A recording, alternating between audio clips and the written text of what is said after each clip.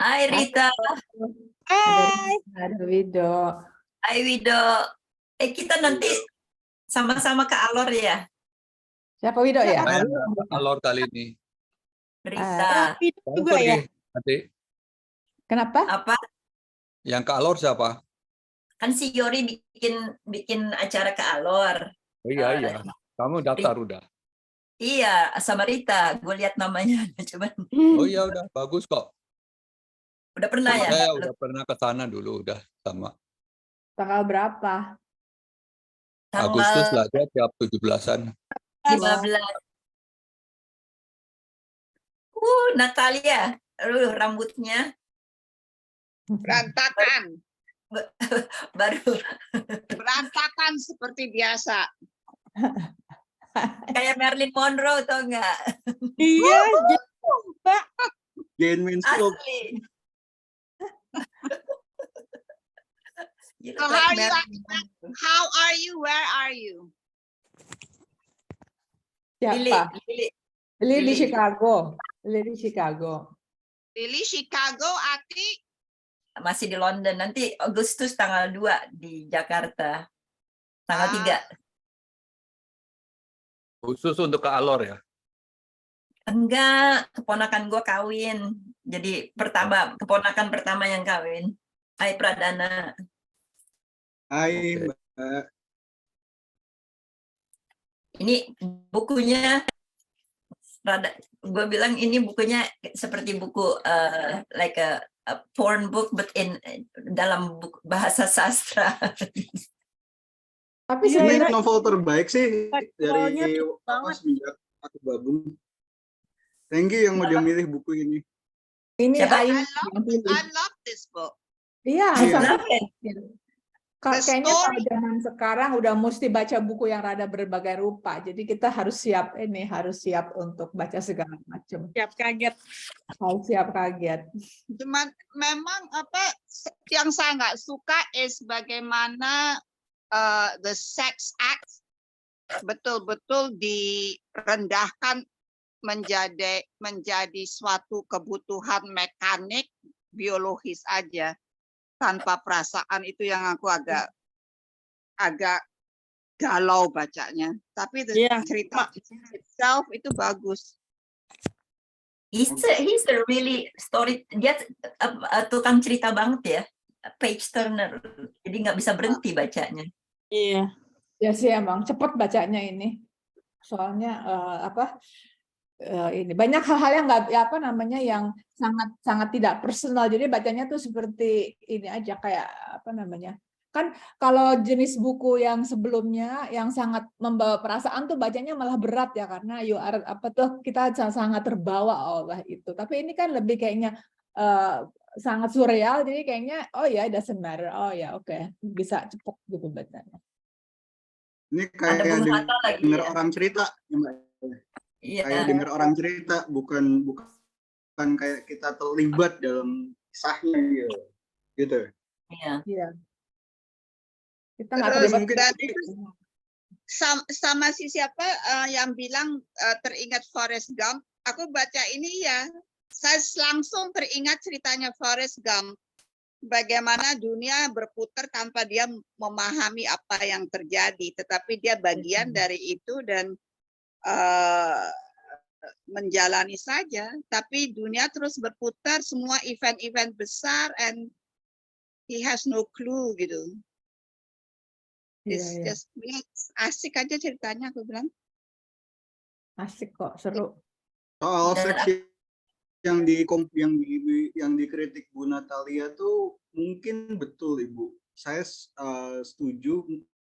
Aku setuju mungkin kasusnya karena yang nulis laki-laki kali ya Bu ya. Jadi perspektif pengalaman perempuan di perempuan kalau lakukan seks itu melibatkan perasaan tuh diabaikan gitu. Ini ya, tetapi perempuannya juga kuat, mereka sadar betul apa yang mereka lakukan. Iya.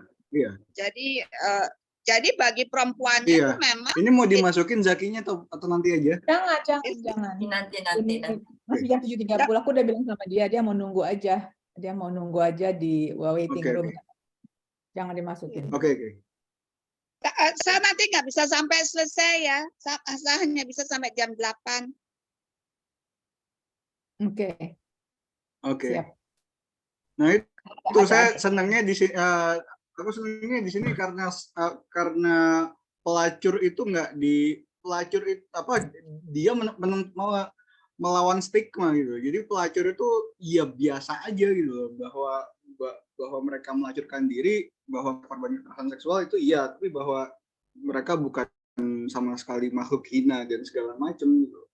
Ya mereka bisa melakukan kebaikan sama aja kayak yang lain gitu. Nggak ada stigma di situ, melawan stigma gitu. Ya. Dan ya itu yang seneng itu gitu. Karena gitu. So we can see PSK itu sebagai, kita bisa melihat PSK itu sebagai manusia yang biasa gitu. Ya, Sama tapi aja siapa kayak yang menganggap PSK di zaman sekarang sebagai makhluk hina itu kan hanya orang-orang tertentu saja lah.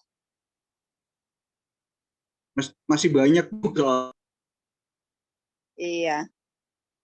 Tapi yang menarik, PSK itu sebetulnya di buku apa ya, perdewaan itu sudah dimasukkan kan, kayak misalnya dari Yunani ataupun dari Indonesia, di mana misalnya dia mengirimkan istrinya untuk dikawinkan orang berkali-kali. Itu kan udah sebetulnya ya, yang seperti mereka bilang, pelacuran itu kan pekerjaan yang paling tua di dunia. Jadi waktu para dewa yang mengirimkan istrinya ke dunia untuk dikawinkan berkali-kali, si Indradi itu memang dari perdewaan pun sudah begitu, pelacuran itu sudah ada.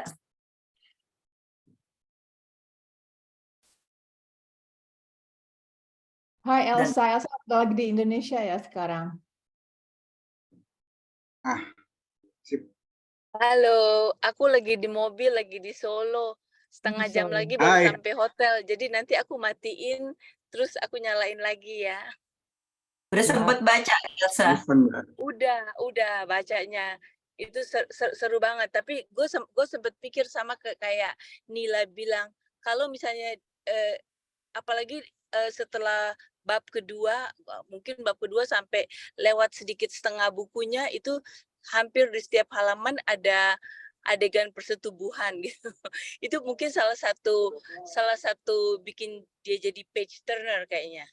Tapi juga aku suka bukunya, aku suka banget bukunya, menarik. Jadi gue pikir ini siapa sih yang bisa menjadi pemenang sayembara cerpen kayak begini, hebat, menarik. Dan itu tadi aku yang bilang kayak nonton Forrest Gump. Iya, setuju. Aku sependapat dengan kamu, Forrest Gump. Malah justru yang adegan seksnya bagi saya bukan page turner tapi page skipper. Yes. Nah, bagian itu saya skip karena terlalu kejam gitu. Tapi ya memang begitu. Saya nggak suka membaca bagian itu malah karena it was just painful membaca bahwa the sex act itu hanya segitu saja gitu loh. Aku nggak bisa terima, berat menerimanya, galau. Buku ini yang mengusulkan siapa? Ai ya? Aini. Tapi dia mau datang mungkin mudah-mudahan. Tadinya dia lagi ada ini ke Singapura. Kalau enggak dia mestinya harusnya jadi ini moderator. Tapi nggak apa-apa nggak datang. Tapi justru ya yang hebat jurinya memilih buku ini di zaman sekarang loh ya. Mereka berani banget milih buku ini sebagai pemenang. Pikir Udah canggih. Kayak orang kutu buku juga udah pada canggih, bisa baca segala macam. Itu jurinya Bagus Takwin, Ziggy siapa gitu. Namanya susah belakangnya, nama penanya satu lagi siapa? Lupa saya. Yang jelas yang satu ini Pak Bagus Takwin, dekan psikologi UI. Udah pada Dewan jurinya ada 3. Mau tanya deh, kedengeran nggak suara aku? Kedengeran? Dengar. Iya. Kalau kira-kira sekarang Dengar, Ibu. dipersoalkan nggak ya? Kalau di dalam cerita itu kan apa namanya, pekerjaan itu dilakukan di tempat terbuka ya. Terus orang sepertinya masa bodoh amat gitu. Setiap orang butuh. Kalau sekarang apa fenomena di masyarakat masih seperti itu ya? Beberapa tahun yang lalu sih di sekitar rel kereta api Latuharhari sih ada yang disebut ayam-ayam gitu. Yang sepertinya ya gitulah, seperti transaksi yang seperti itu gitu. Sekarang gimana ya? Sekarang apa bisa seperti, apakah terbuka di masyarakat kita? Ternyata kita tuh banyak nggak tahu masyarakat kita sendiri, artinya saya lah, banyak nggak tahu bahwa di kalangan rakyat jelata tuh seperti itu keadaannya. Apalagi itu zaman penjajahan ya waktu itu. Nanti boleh ditanyain tuh. Ya, observasinya Mbak Halida tuh sempat kepikir juga dulu waktu baca karyanya Mohtar Lubis. Di situ Oh, iya. dilukiskan kisah kehidupan keseharian seorang tukang beca ya gitu. Kalau di masyarakat bawah apa hiburannya selain seks? Iya, kalau itu sih kita tahu ya, tapi bahwa itu dilakukan di tempat terbuka, yang terus anaknya lihat udah menganggap itu sebagai sehari-hari, jadi udah biasa-biasa aja gitu ya. Sekarang bagaimana ya? Apakah kita masih begitu juga ya? Atau Nggak tahu sekarang kalau sekarang, tapi sedikit-sedikit waktu kalau saya kepergok masih suruh bertugas dikawinin. di Jalan Bungur tuh kayak gitu, cuman petak-petak aja. Anak-anak pada lari-lari sekitarnya. Wih, Oh, Demikian pula di Tanah Abang. Ingrid, iya, jangan iya. masukin dulu. Aduh, Hmm. sorry Kalau sebentar. di itu katanya iya. Aduh, Kalau di Jatinegara belakang rel katanya juga masih kayak gitu. Kan Malam-malam ada kalau ya Adi bukunya yang orang Belanda nulis tuh, dia keluar masuk kampung kumuh. Nah tuh deh, ada satu buku lagi, tapi orang Belanda yang nulis. Researcher banget tuh ya. ini Iya, Kalau udah orang ini Belanda yang penulis nulis, sudah ya, iya dan perempuan. ya hebat ya. Enggak, tapi ini novel hebat banget. oh ya tadi Dewan jurinya Pak Maneke Budiman, Pak Bagus Takwin sama Ziggy siapa namanya susah ininya nama penanya Ziggy Stardust. Ziggy ya Mbak. Ya ada Ziggy unsur Stardust. apa kajian psikologinya ya bagus ya. Jadi ada apa dekan Iya. psikolog ya. Psikologi Iya UI. Pak Bagus Takwin, Hebat ya. Manake dari FIB. FIB Pak Bagus Takwin, Hebat deh. Pak Bagus Saya Takwin, rasa Maneke dimenangkan Budiman, karena kalau sama dilihat dari kacamata Ziggy. dunia internasional, standar internasional ini masuk banget ini. Betul-betul fenomena sosial ya, surrealis juga iya, tapi dengan cara gitu bisa terungkap semua apa yang ada di masyarakat gitu. Dan buku ini Indonesia Kecuali- banget menurutku. Iya, Indonesia banget. Terus kalau dibawa ke standar internasional, waduh, benar-benar mengungkap gitu suatu keadaan sosial ya di satu negara yang dia di bawah jajahan, kayak apa, terus feodalisme, segala macem deh. Sejarahnya Indonesia banget, tapi kalau wayangnya mungkin Jawa banget. Iya, iya Itu betul. udah Ya. 30% dari buku. Harus tahu Iya. tentang wayang. Saya tahu Heeh. wayang tapi kirain Indradi tuh laki. Karena punya temen namanya Indradi. Temanku Lindradi juga laki. Gitu. Iya. Baru tahu ya, banyak yang baru tahu. Tapi preferensinya ke kiri kelihatan banget ya.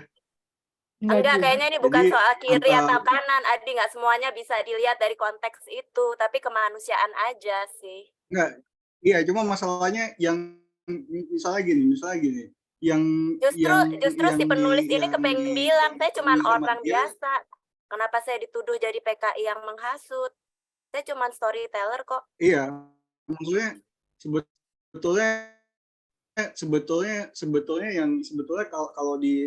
kalau di tahun 20-an kan dia bisa aja nyebut dia ketemu Kartini, dia ketemu Ahmad Dahlan, gini, ketemu aku Hashim Ashari membaca, atau ya aku siapa membaca bahwa di dia tuh kereta, tapi berusaha, sejak awal yang aku baca tuh dia berusaha untuk memanusiakan peristiwa-peristiwa sejarah dari kacamata seseorang yang biasa aja. Jadi dia menggugat sebenarnya kenapa sih orang itu melabeli orang lain sehingga diburu, dibunuh, dan seterusnya. Dan apakah kita tidak melakukan hal yang sama kalau kita masih bilang orang ini kiri apa enggak sih? tapi sebetulnya nggak, buatku pribadi sih, kalau misalnya preferensi dia kiri juga nggak apa-apa gitu, cuma ya kelihatan sekali gitu aja, Iya, berasa aku sih aja I mind gitu. tapi enggak lah, aku nganggap si Zaki tidak melihatnya dengan garis itu. Saya melihatnya dia hanya dari kacamata seorang humanis aja yang hatinya, pengalamannya itu bersama rakyat kecil. Jadi enggak rakyat jelata malah. Jadi enggak kiri, enggak kanan, it's just basic humanity aja. Itu sih aku nggak ngelihatnya dari kacamata ingin menonjolkan ke kiri ke kanan atau enggak, it's just basic humanity aja.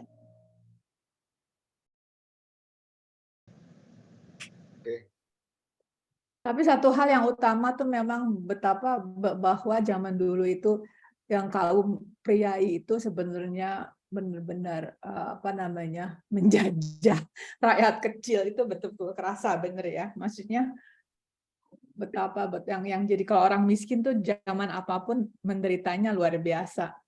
Apakah dimatiin sama orang Belanda, orang Jepang, apa raja-rajanya sendiri. Iya, aku dulu pernah dengar cerita, nggak tahu ini historically valid apa enggak, tapi pernah dengar cerita katanya Dendles itu bayar kuli-kuli bangunan buat jalan Anyer Panarukan, tapi katanya banyak yang dientit sama middleman, yang which is itu priai pribumi gitu. Kalau itu betul, menarik gitu. Ya memang problemnya middleman-nya itu.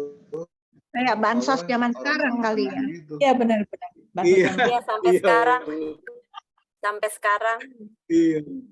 Waktu kasih bantuan ke Aceh juga gitu, Mbak Halidah. Iya. Jadi bukunya Kunchara Ningrat itu kebudayaan, mentalitas, dan pembangunan tuh benar-benar mesti dikaji tuh. Benar bisa jadi nyambung sama novel-novel ini. Jadi itu sikap-sikap mental yang harus dibetulin di bangsa kita sendiri kalau otokritik ya terhadap mentalitas bangsa kita sendiri gitu. Jadi kasihan banget ya rakyat bawah memang. Bahkan sebelum baca buku rakyat ini, bawah di mana-mana kasihan, Halidah. Kasihan. Iya. Di mana-mana rakyat biasa, di mana-mana kasihan. Iya. Nggak usah di Indonesia. Benar. Dan hanya punya satu hidup dan kayak gitu. Mungkin di Mayor Belanda Mus itu Mustopo ya? Jenderal Mayor Mus itu Mustopo ya maksudnya? Iya kali. Ada tuh di bab 14 atau bab berapa gitu. Alex Kawilarang juga masuk. Hairul Bahkan Saleh. ada Suhirman kayaknya ayahnya temen aku deh, pernah temen. Habis itu dia istrinya orang Belanda. Nggak tahu dia kabarnya. Kalau yang di stasiun kereta yang jahat, beneran nggak? Yang mana, Mbak? Yang jahat, yang royok dia sampai mati. Sudarno bukan? Oke. Oh. Mesti ditanya tuh sama dia. Itu khayalannya atau memang benar berdasar? Iya. Aku baca buku ini karena saya tidak begitu mendalam pengetahuan sejarah Indonesianya. Aku ini yang mana yang khayalan, mana yang beneran kayak gitu. Aku suka gitu-gitu. Mana ya seru banget gitu loh. Iya. Kan ada yang pakai nama sebenarnya, ada yang pakai nama-namaan gitu kan. Iya, jadi kayak misalnya Sejarahnya Jenderal beneran, Sutoyo Elsa. ada. Beneran, sejarahnya beneran. Iya, ada Jenderal Sutoyo. Waktu itu Soekarno belum itu jenderal. dulunya anak kos di tempatnya Bandung. Pak Cokro. Terus dia Iya. jadi muridnya. Sama Ibu Inggit. Bener, bukan. Dianya yang jadi anak kosnya di tempat Cokro Aminoto. Kemudian dia melihat Cokro Aminoto kemana-mana pidato. Dan dia belajar ikut jadi orator. Ibu Inggit tuh udah periode berikutnya waktu dia di Udah Bandung. di Bandung. Kalau ini Waktu di masih Surabaya. remaja, masih pemuda sebelum Namanya ITB. Kusno, emang bener namanya Kusno. Iya. Oh gitu, dia dulu namanya Kusno aslinya. Iya, Iya, dia sebetulnya. terlahir Kusno. Tapi kalau nggak salah di buku ini kalau nggak salah ya, karena saking udah selesai jadi lupa lagi. Itu dia ketemu Kusno itu waktu di Bandung. Kan dia jadi pijat 5 kali sehari, Iya. cuma 5 pasien gitu kan. Selebihnya dia sama Uma. Dan dia ketemu Betul. Kusno tuh di Bandung. Tapi dia kan ngakunya dia muridnya Mas Cokro juga. Nah, Iya, muridnya itu di mana? Dia ketemunya itu di tempat kos yang punya rumahnya itu Pak Cokro Aminoto, dan dia Iya, kan keliling-keliling pidato. Iya. Ini yang sebetulnya terjadi ya, bukan yang di buku. Iya, maksud Debbie, tapi sebetulnya sih dia rasanya sih sesuai sejarah ya. Mudah-mudahan Iya. saya nggak salah juga. Tapi kalau saya sih tadi mungkin udah bicara ngomong-ngomong Itu- sedikit di mana di WA tuh saya cuma mempertanyakan gitu, apakah kalau nggak ada seks yang sangat vulgar, apakah buku Indonesia akan menarik? Ya itu saya Vulgar cuma itu kan ini ya. nggak maksudnya penuh vulgar, ya. tiap orang pasti seleranya maksudnya. Tapi nggak Kalau maksudnya dibandingin yang sama yang lain, ini sama sekali nggak Iya, vulgar. sebenarnya ini nggak sevulgar penulis wanita, cuma saya hanya bertanya gitu. Mungkin nggak sih kalau ada buku Indonesia, ini bagus banget nih buku, tapi misalnya gitu yang dikurangin deh 20-30%, itu masih menarik nggak sih gitu. Karena saya hanya kepingin tahu aja gitu, bahwa apakah selalu harus ada seksnya sih nggak apa-apa ya, cuma ada yang pengulangan-pengulangan yang sedikit nggak apa-apa ya, menurut saya hanya itu ada sedikit pengulangan yang agak berlebihan, padahal ini udah bagus gitu loh. Misalnya contoh bagus banget dia bicara tentang tapak yang itu dandelion kan. Dandelion itu kan bunga yang magis kan, jadi yang kalau dia berhubungan dia nggak mau Uma hamil, jadi dia keluarinnya di luar di perutnya dan keluar dandelionnya. Itu kan dia sebagai penulis laki-laki aja tuh romantis banget gitu loh. Jadi ini orang bisa nandain bubuk yang ada dandelionnya banyak gitu. Bahasa Indonesia namanya rapak tampak apa nggak salah gitu kan bunganya. Itu aja sebenarnya agak aneh ya, sebagai penulis laki-laki bisa sangat romantis gitu. Cerita tentang bagaimana dia nggak mau Uma hamil gitu kan. Nah jadi itu tapi saya cuma mengatakan itu masih yang bagusnya. Tapi di sisi yang menurut saya agak vulgar diulang-ulang gitu loh. Bisa nggak sih nggak tahu diulang-ulang bahwa ya itu aja, mungkin untuk saya agak mengganggu. Kenapa saya senang ada beberapa penulis kayak Rosian Anwar, Gunawan Muhammad, dia tuh dalam satu halaman pengulangannya sedikit. Kalau ini agak banyak gitu. Maksudnya sebenarnya dia dengan sedikit aja tuh udah bagus bukunya. Ya itu selera ya itu aja. Tapi dia tidak sevulgar Ayu Tami, dia tidak sevulgar Jenar Maisa Ayu, udah jelas. Tapi saya hanya bertanya sama Dewan Juri, mungkin nggak sih ada buku Indonesia yang seksnya tuh nggak banyak banget tapi bisa bagus gitu. Ya itu kan pertanyaan ke Dewan Juri, makanya dia bisa menang apa karena seksnya banyak banget. Oke, satu lagi nih, sebenarnya saya tertarik sama orang ini, dia tentang mistis Jawanya bagus gitu loh.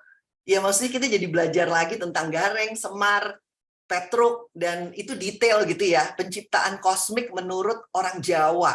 Dan ini menurut saya ya kayak orang Jawa gitu ya, ini bagus banget gitu loh. Kan kita belajar penciptaan kosmik menurut agama A, agama B, agama C.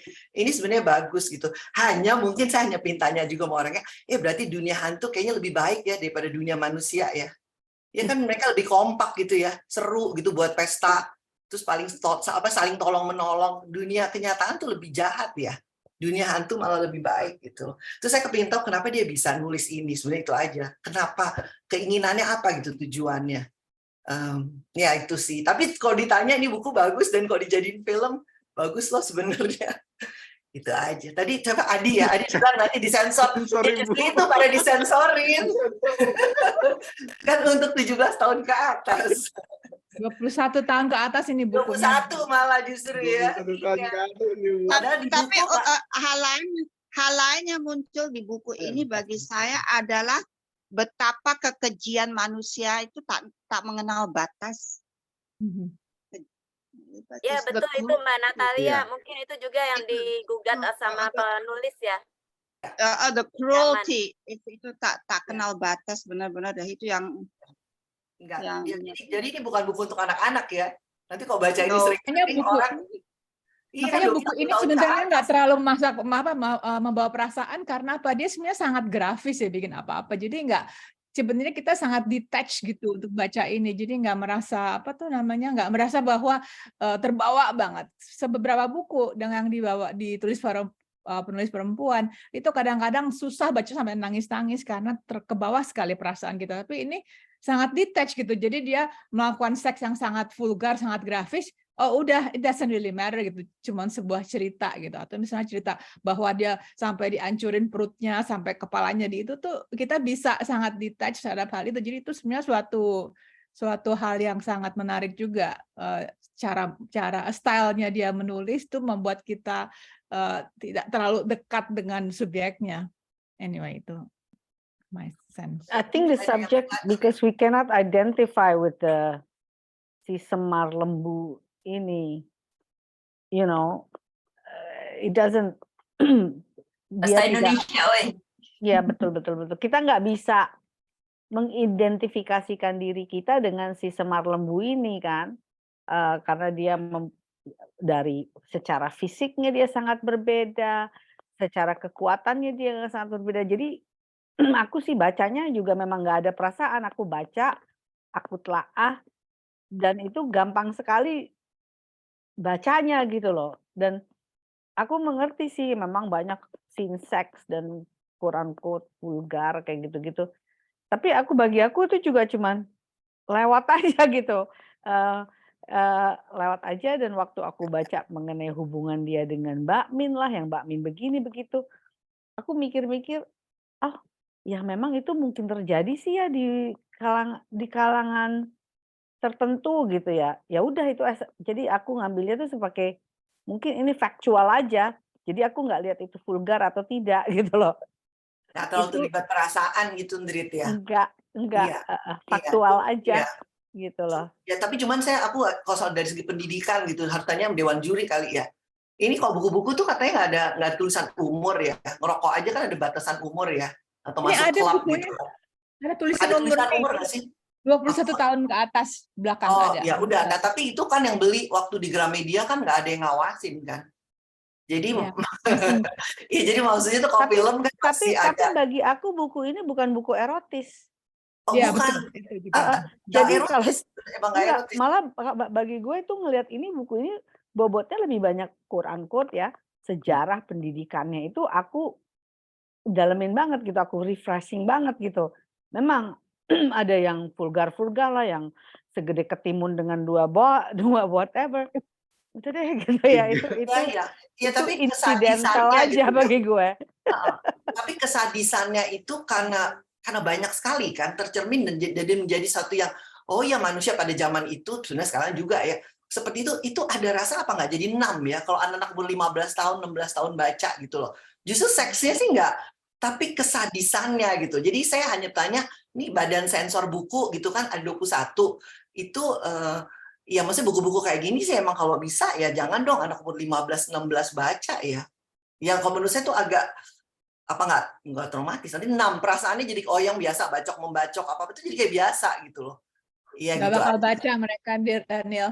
Orang-orang yang ini Ya, tapi kita nggak mungkin Indonesia satu saat anaknya makin cerdas, masa nggak baca buku? Bacok membacok itu udah biasa kalau di game. Malah kalau nggak ngebacok nggak menang. Iya. Lebih gawat. malah di Itu games. gawat banget. Di games apa yang seperti games nyuri mobil itu Sangat apa gue lupa grafis. namanya. Iya, sadis-sadis gitu loh ya. Iya, buku mereka udah nggak baca malah, makanya penjualan buku jauh lebih rendah. Main games itu lebih berbahaya. Iya benar. Itu Iya. dia kalau kita nanya sama penulis nggak takut gitu dihujat, enggak ada yang baca buku. Nggak ada yang baca, kesian banget ya sebetulnya. Tapi ya tadi komentar Ingrid bahwa nggak bisa identify diri dengan si Semar Lembu. Bagi saya melihat dia sebagai everyman. Ya rakyat jelata ya kayak gitu itu. Iya, betul. Kayak jadi so saya tidak tentu saya tidak mengidentify diriku dengan Semar Lembu ini, tetapi saya bisa merasakan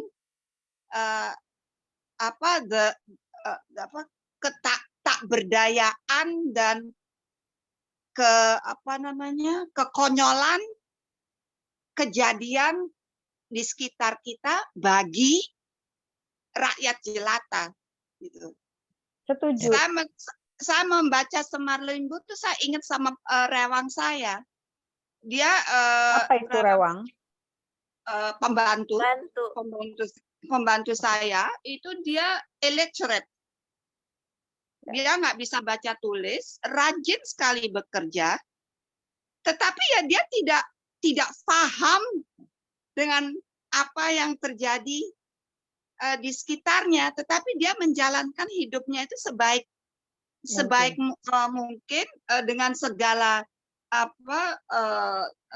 tragedi yang dia alami itu dia jalani saja tanpa mikir, tanpa memahami ini. Bagi dia kematian, mati ya sudah selesai. Nggak perlu ada rasa duka, nggak semua. Mas Zaki udah ada di sini. Pembaca Selamat datang, sudah Mas masuk. Zaki. Hai, Mas Zaki. Suara saya terdengar? Terdengar. Maaf ya tadi di remove soalnya masih di tengah-tengah jadi masuk dengan HP ya akhirnya, nggak apa-apa ya. Makasih banyak. Oke, Ati sebagai moderator silakan dimulai.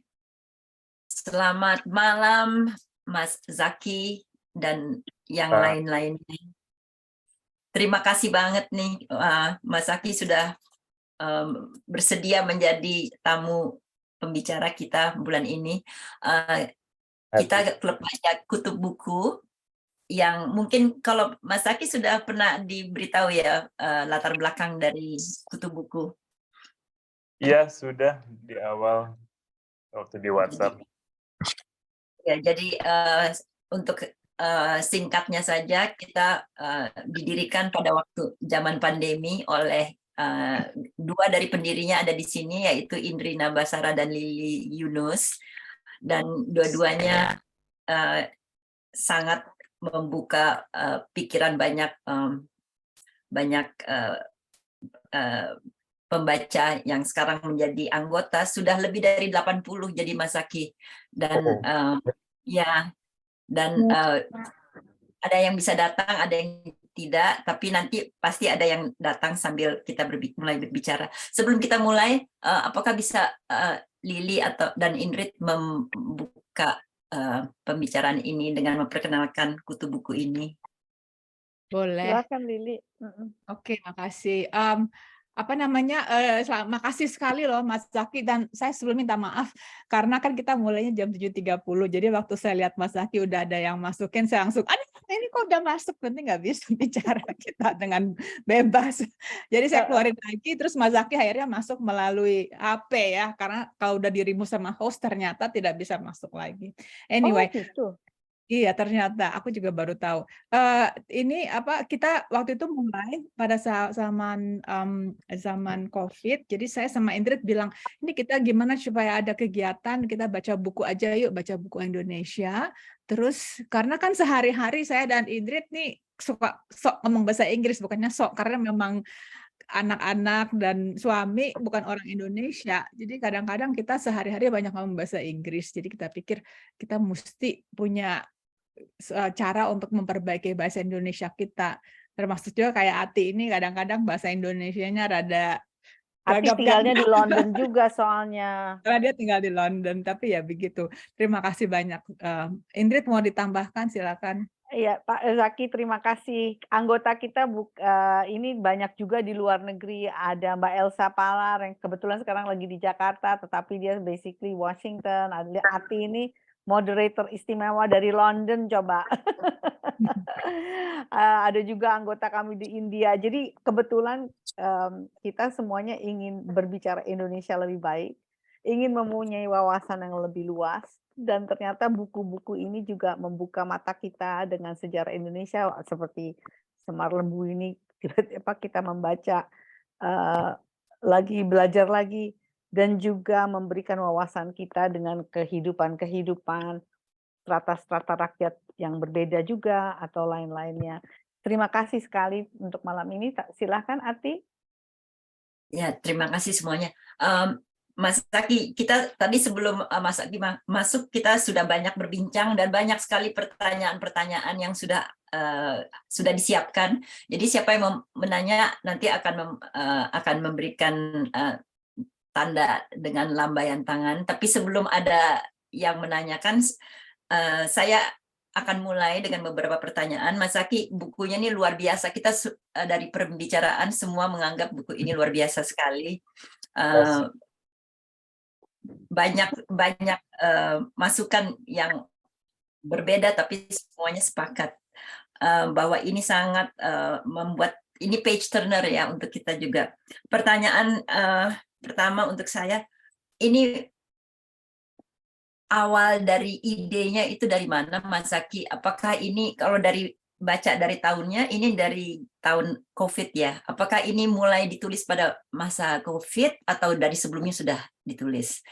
Dan juga yang kedua, inspirasi ceritanya itu berdasarkan pengalaman atau ada orang dekat atau semuanya dari hasil riset?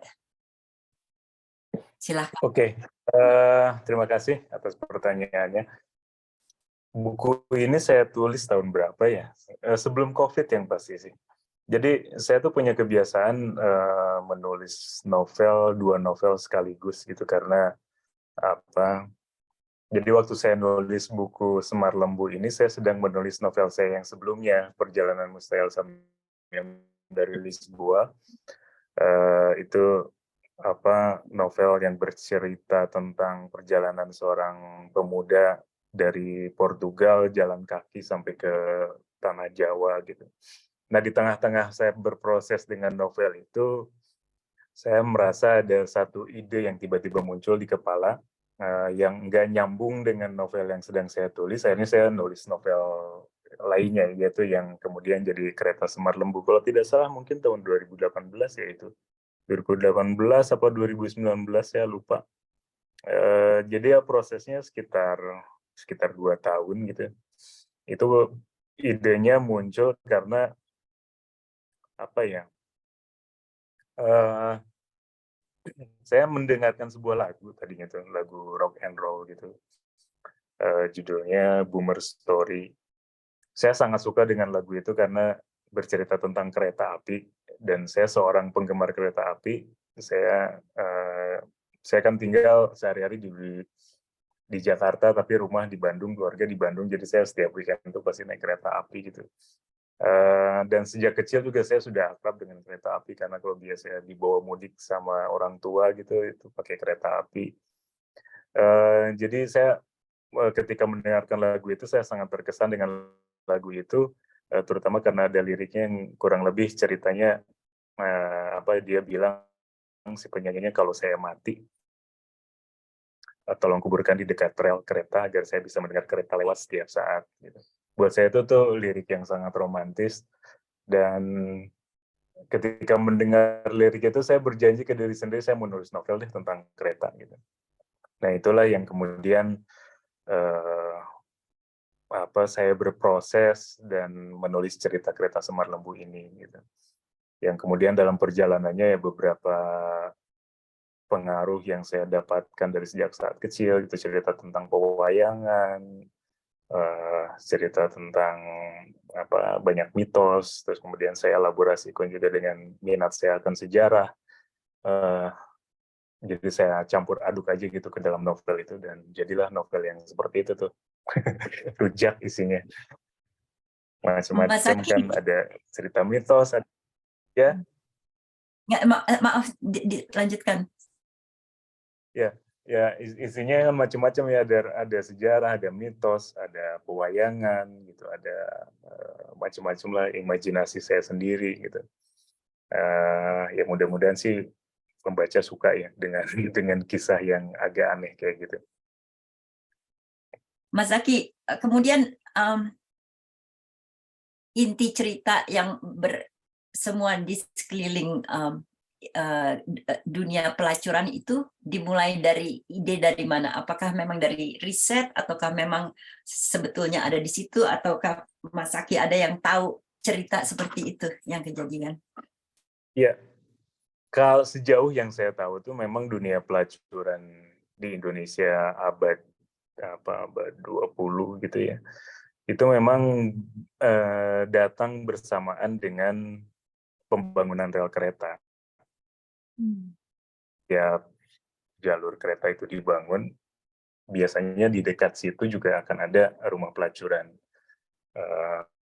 Misalnya di Surabaya, di Bandung, gitu, di Jogja, itu rata-rata dekat dengan, kurang lebih dekat lah gitu, relatif dekat dengan jalur kereta api.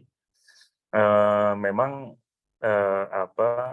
disediakannya rumah pelacuran itu memang ya disediakan memang untuk buruh-buruh yang membangun jalur kereta api, dan juga buruh jalur kereta api ini kalau di beberapa tempat terutama yang sudah jadi kota gitu, itu tidak hanya melibatkan warga lokal, tapi juga pendatang, imigran dari Cina, dari banyak tempat lain gitu. Makanya kalau lihat di Bandung gitu, di kota kelahiran saya, itu tempat pelacuran, jalur kereta, terus kemudian pecinan, itu tuh berdekatan lokasinya, karena itu pengaruh dari pembangunan rel kereta api tadi. Nah, dari observasi saya akan sejarah itu ya, saya kemudian mencoba membayangkan lagi tuh dunia pelacuran di masa itu seperti apa.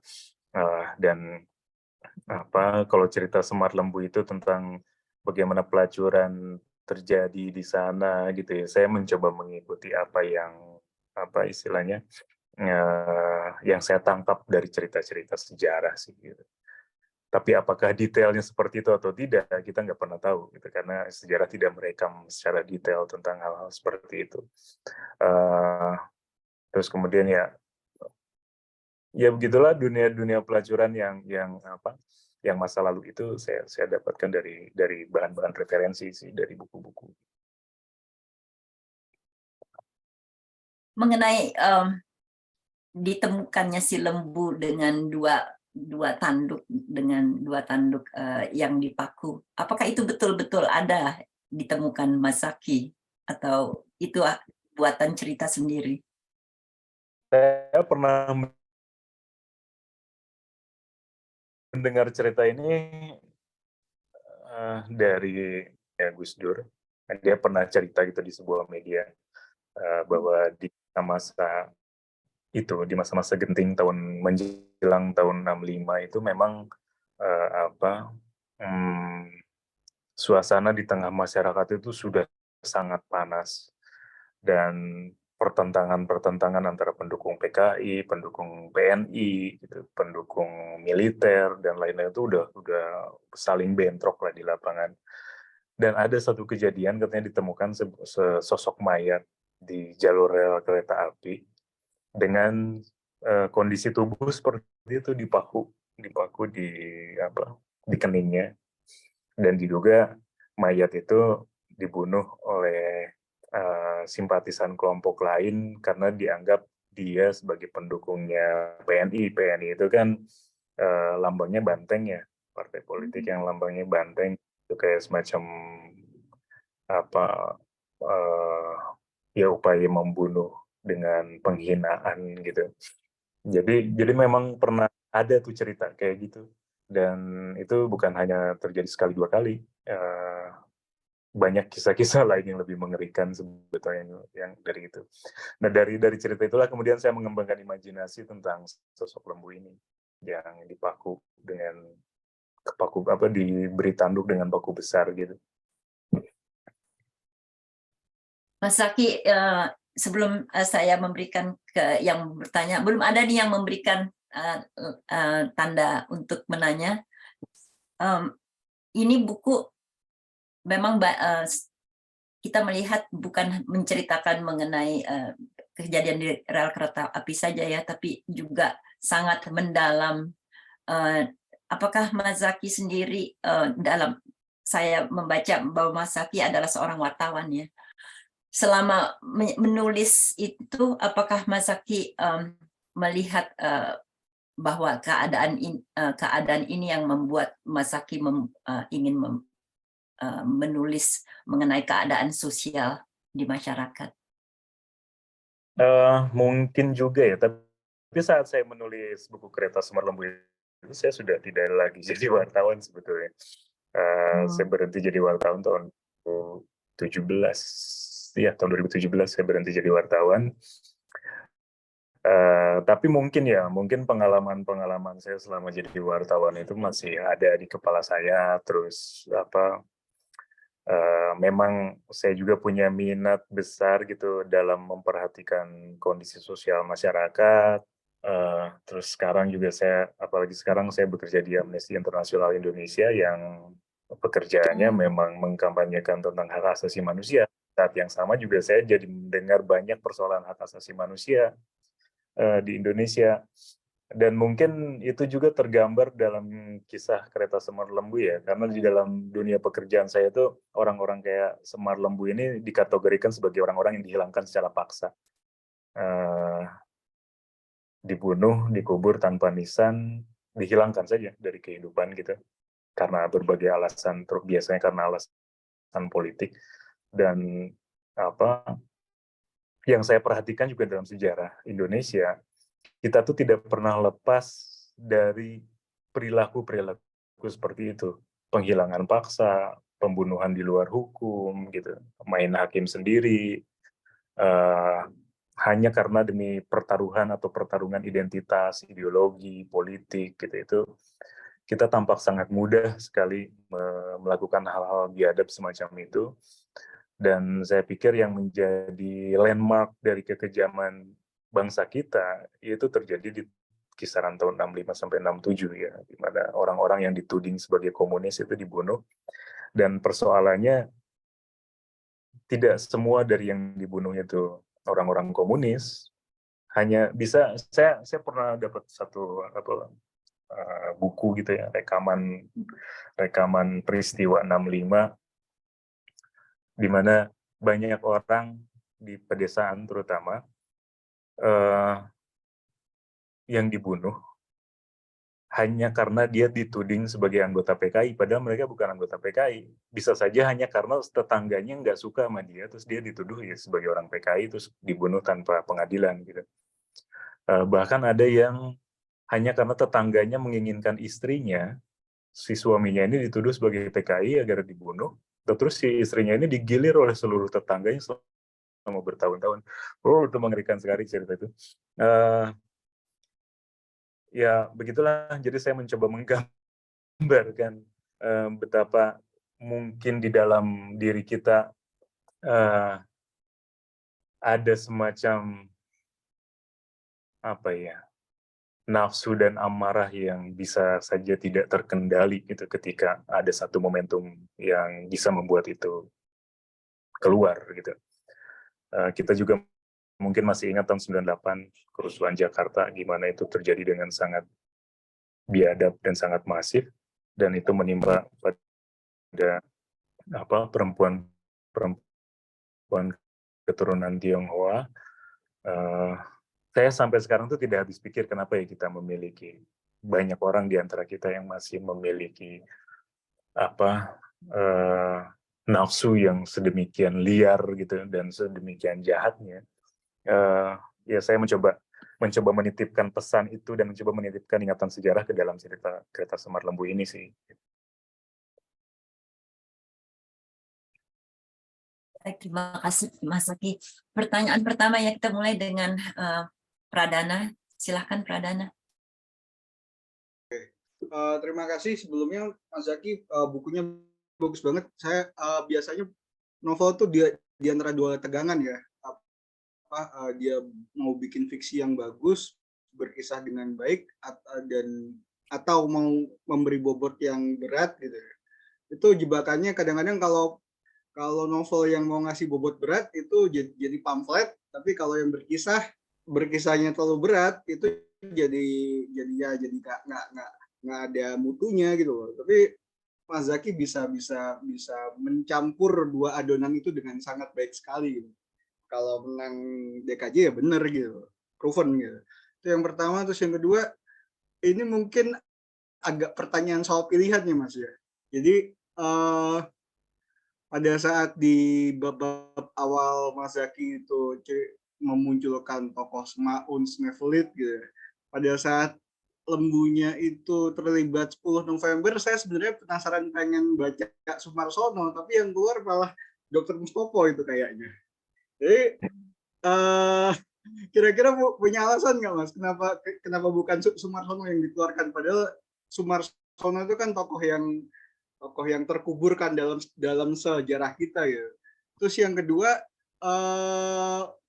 gini, alam pikir tahun 20-an sampai tahun 50-an itu kan misalnya kayak Soekarno kan Nasakom ya, nasionalis, komunis dan agama gitu. Kemudian Clifford Geertz itu bikin trikotomi santri, abangan, priai gitu.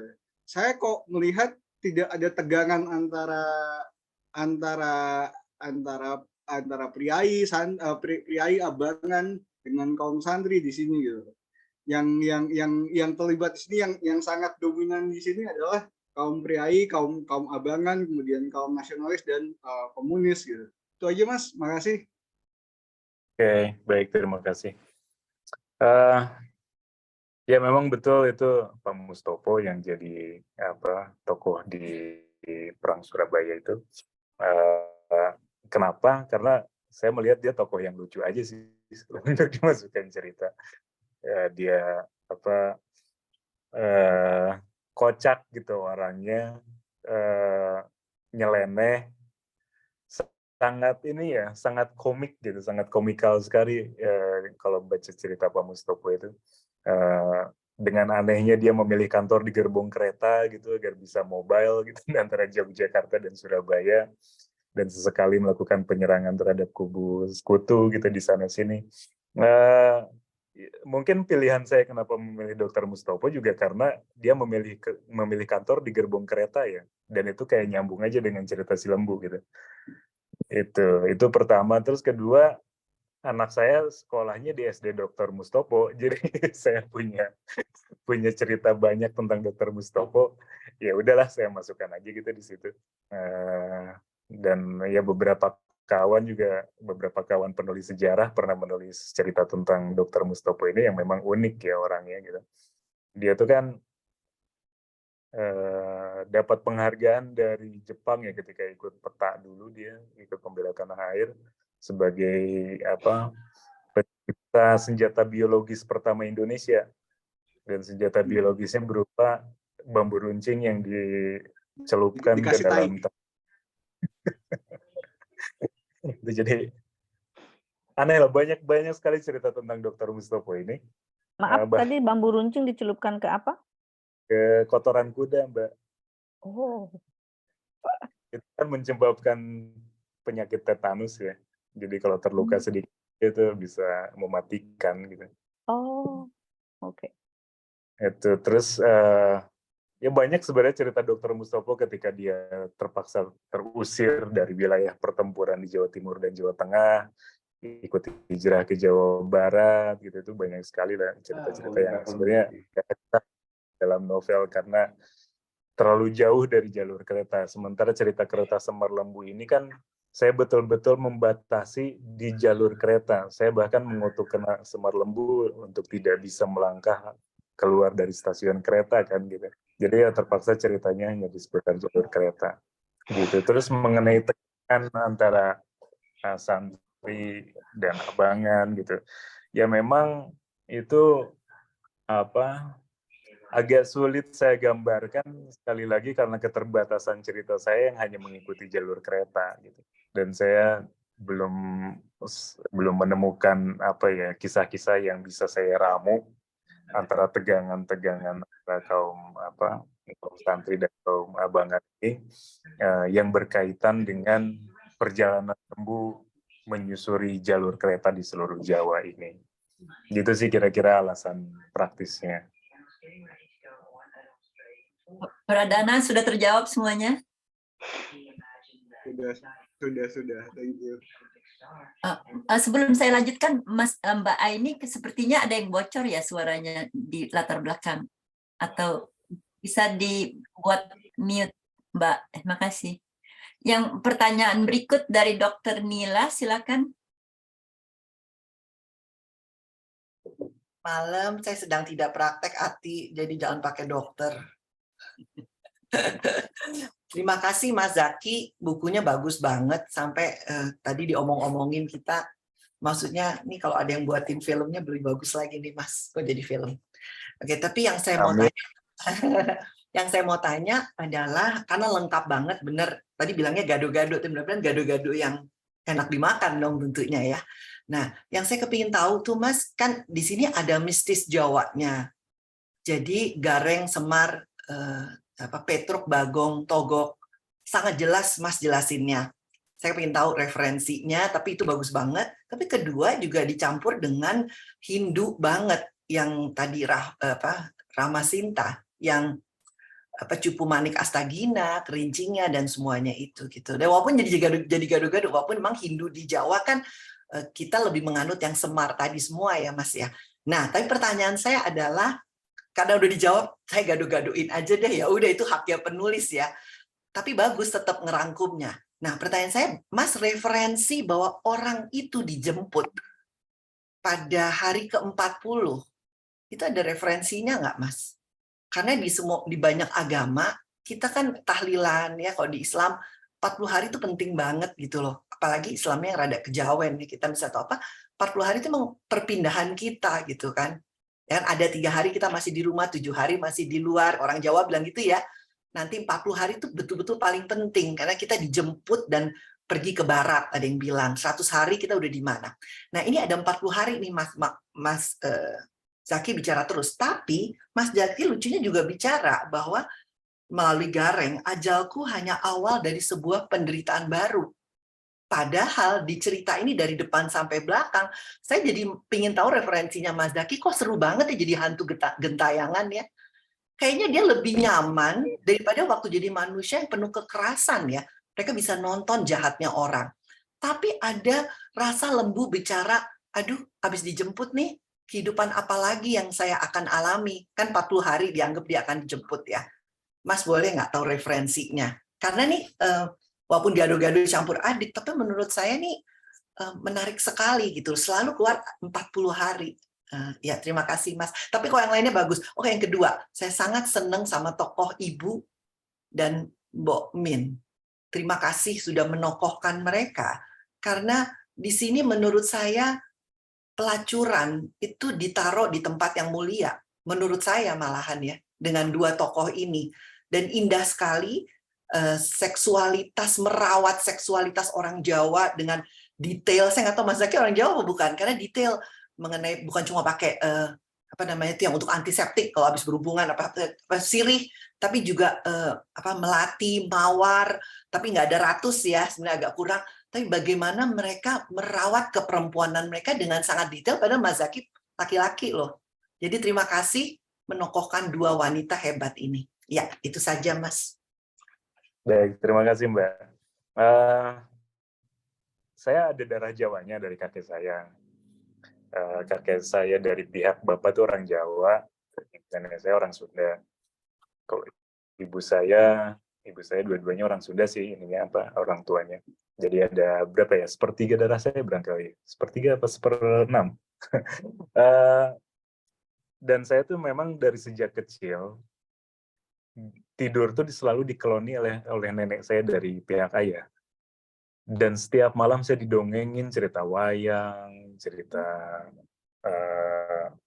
Mahabharata versi Jawa gitu ya, dan lain-lain. Jadi sejak kecil itu saya udah sangat gemar dengan menonton wayang. Jadi kadang-kadang dulu kan masih zaman TVRI ya, kadang-kadang di malam minggu itu ada pertunjukan wayang kulit atau wayang golek, saya selalu nonton tuh, ditemani oleh nenek saya itu. Saya mau manggil nenek saya itu dengan panggilan ibu.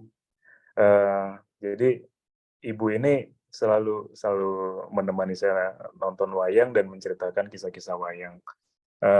Dan juga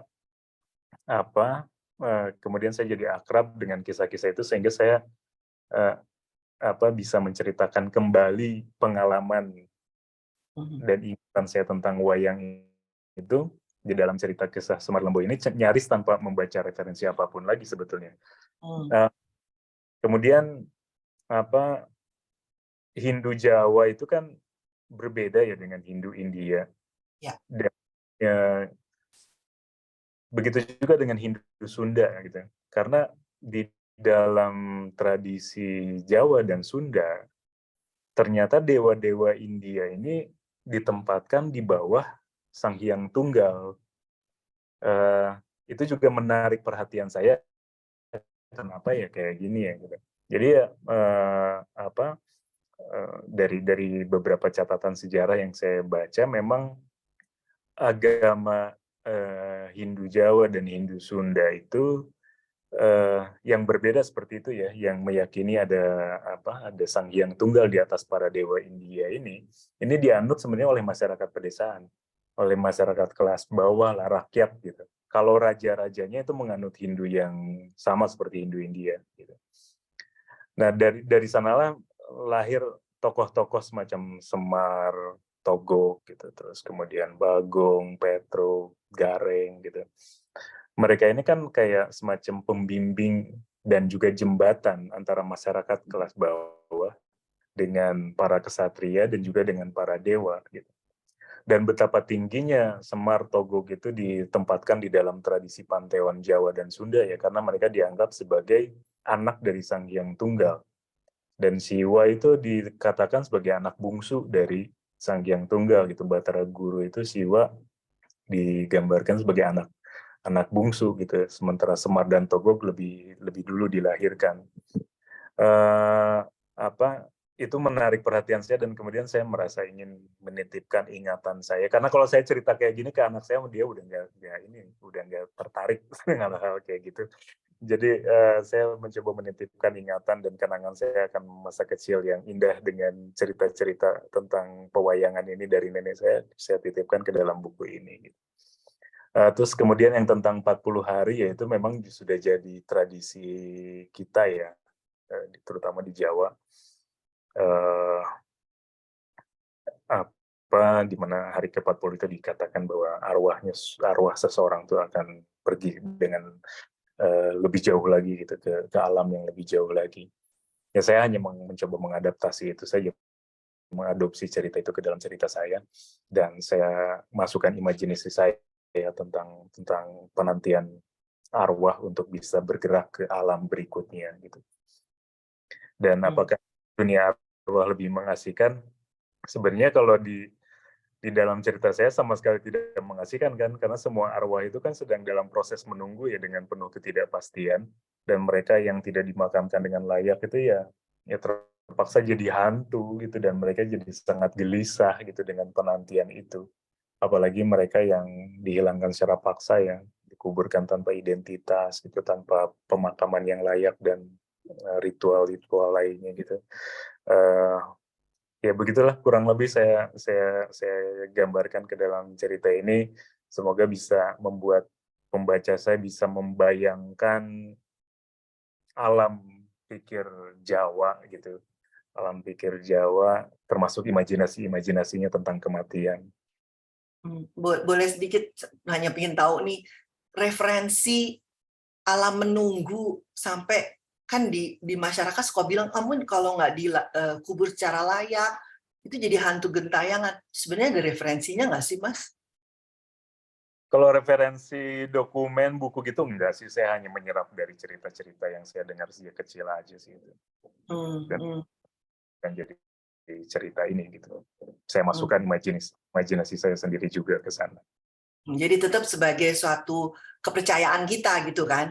Kalau nggak dikuburkan dengan Saya layak, ambil jadi disebut hantu gentayangan gitu, dan itu tidak nyaman untuk mereka. Jadi sebenarnya memakai referensi pendapat umum kita gitu kan Mas ya. Jadi Mas Zaki belum ketemu ya. Kalau ketemu kasih tahu ya referensi yang bisa ilmiah tapi bisa apa yang memang benar nggak sih dalam alam menunggu itu seperti itu gitu. Baik, terima kasih Mas Zaki dan selamat untuk bukunya. Terima kasih. Baik. Terima kasih. Berikutnya Herda, silakan. Di-unmute dulu. Ya, terima kasih, Ati. Terima kasih dan selamat Mas Zaki, bukunya sangat menarik ya. Saya memang mengakui ini belum selesai, habis pengen menikmati bacanya, jadi nggak mau diburu-buru. Dan pengen mengenal lebih dalam karakter-karakter si Lembu ataupun semua orang yang ada dalam buku ini. Saya tertarik dengan cara penulisannya. Mungkin saya nggak tahu apakah ini ciri khas pria menulis buku sehingga seakan-akan tidak ada keterlibatan emosi di dalamnya ya. Jadi after the fact aja itu kayaknya satu gitu kan. Kalau cewek mungkin ada perasaan yang terlibat ketika melihat contohnya ibunya berganti-ganti pasangan setiap malam misalnya gitu ya, atau si Mbok Minnya itu kan, itu jadi ini benar-benar hanya seperti tidak ada perasaan, itu satu. Jadi kemudian apakah memang itu penempatan diri si Lembu demikian, atau ini memang menjadi suatu ciri khas kalau Mas Zaki menulis misalnya, itu satu ya. Terus yang kedua adalah saya senang sekali dengan kontradiksi sifat-sifat manusia yang dipajang, antara lain misalnya si Meneer Jansen itu ya, yang mengajarkan si Semar Lembu ini tentang apa sih bedanya manusia dengan hewan misalnya, tapi dia sendiri ternyata seorang pedofil ya, kalau boleh dibilang gitu. Jadi melakukan sesuatu yang tidak benar, jadi sementara dia mengajarkan sesuatu yang bernilai gitu misalnya. Jadi bagus sekali penempatan tokoh-tokohnya ini yang dimasukkan dalam cerita ini. Mungkin bisa kasih sedikit gambaran dari mana munculnya tokoh-tokoh seperti itu, atau memang, dan pertanyaan yang pertama tadi itu Mas Zaki. Terima kasih. Baik. Tentang keberjarakan si tokoh cerita dengan perasaannya gitu. Saya sih mencoba menempatkannya dalam sebuah logika saja sih sebetulnya. Bayangkan kalau seseorang lahir dan hidup dalam dunia yang kayak gitu. Saya pikir secara emosi dia akan sangat terganggu. Iya, betul. Dia pasti akan sangat berjarak atau merasa dunia tuh ya sangat sangat nihilistik pandangannya, saya pikir ya. Kalau orang lahir dan besar dalam dunia yang seperti itu, ya membayangkan bahwa melihat ibunya setiap hari berganti-ganti pasangan aja, pasti dia akan punya persoalan emosi yang cukup berat, saya pikir gitu. Sehingga dia merasa di dunia ini tidak ada yang bisa dia miliki atau memilikinya. Itu yang saya coba gambarkan secara logis gitu. Kenapa Semar Lembu seperti itu? Apakah gaya penulisan saya seperti itu? Enggak gitu. Saya melihat diri saya sampai saat ini masih sebagai seorang pembelajar. Saya masih belajar menulis, dan saya mencoba menggunakan banyak gaya gitu. Beberapa gaya saya uji coba di dalam karya-karya saya, dan ya memang beberapa kawan dekat saya melihat Kereta Semar Lembu ini sangat berbeda dengan karya-karya saya sebelumnya. Ini disebutnya karya saya yang paling gelap, dan tapi sekaligus juga paling lucu gitu, karena menertawakan kehidupan dengan cara yang sangat satir seperti itu. Terus yang pertanyaan kedua tentang kontradiksi manusia, ya saya sih hanya sesederhana memikirkan bahwa manusia itu tidak ada yang sempurna. Gitu. Bahkan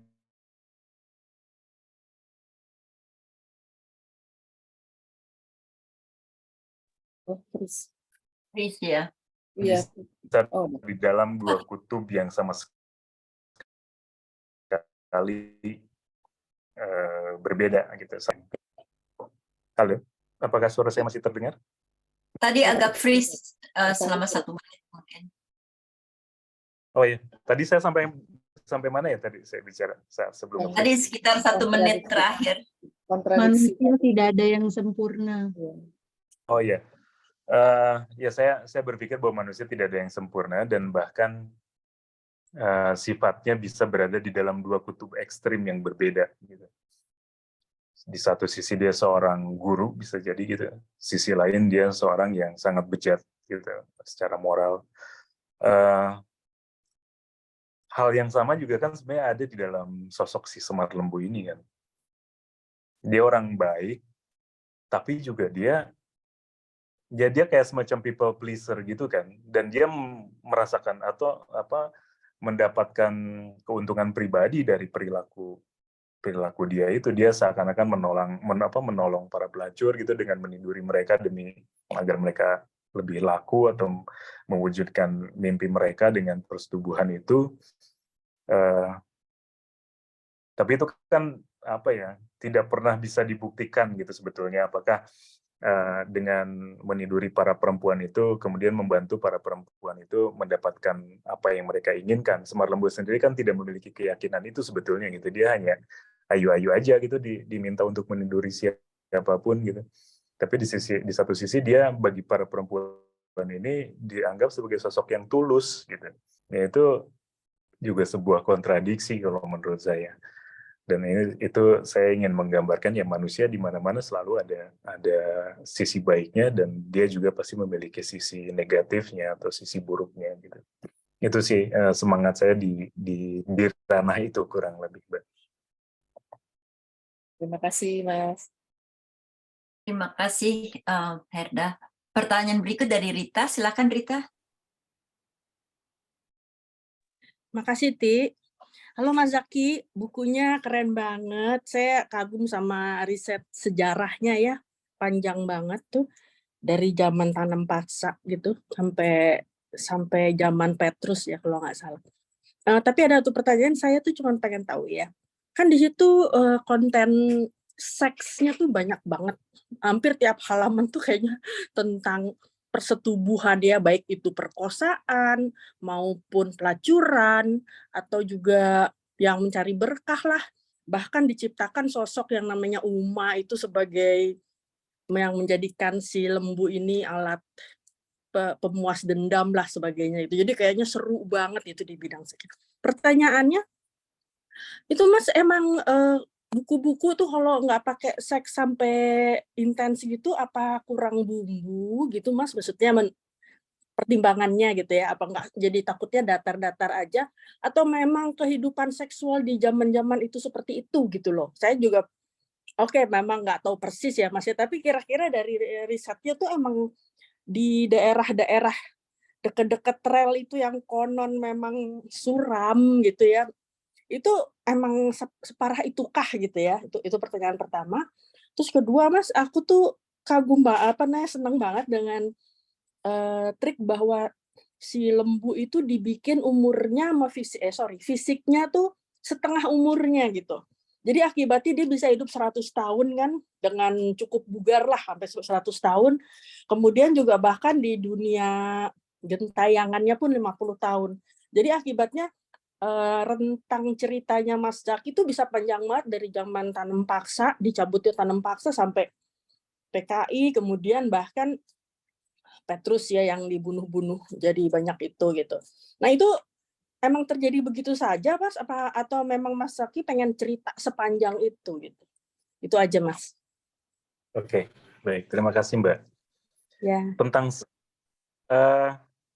saya memang bercerita tentang seks banyak memang by design di buku Kereta Semar Lembu ini. Di buku-buku saya yang lain cerita seks nggak sebanyak itu. Hanya betul-betul jadi bumbu saja. Tapi di Semar Lembu ini memang saya ingin juga menggambarkan seksualitas Jawa terutama gitu, karena sebetulnya seksualitas bagi orang Jawa atau bahkan bagi orang di Nusantara gitu ya, dari Aceh sampai wilayah Indonesia Timur sana,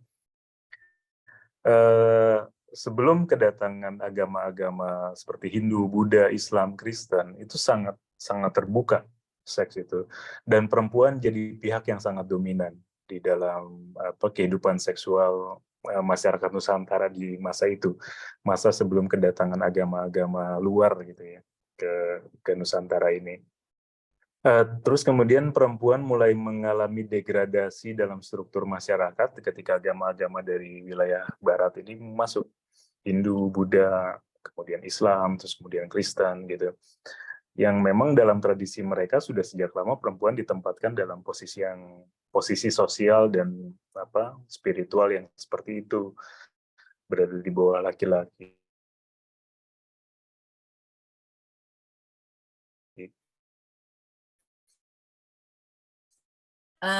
Freeze lagi tuh Mas. Dan dari yang bisa saya baca dan saya pelajari juga, freeze lagi nggak? Tadi freeze mulai dari yang bahwa bawah strata laki-laki.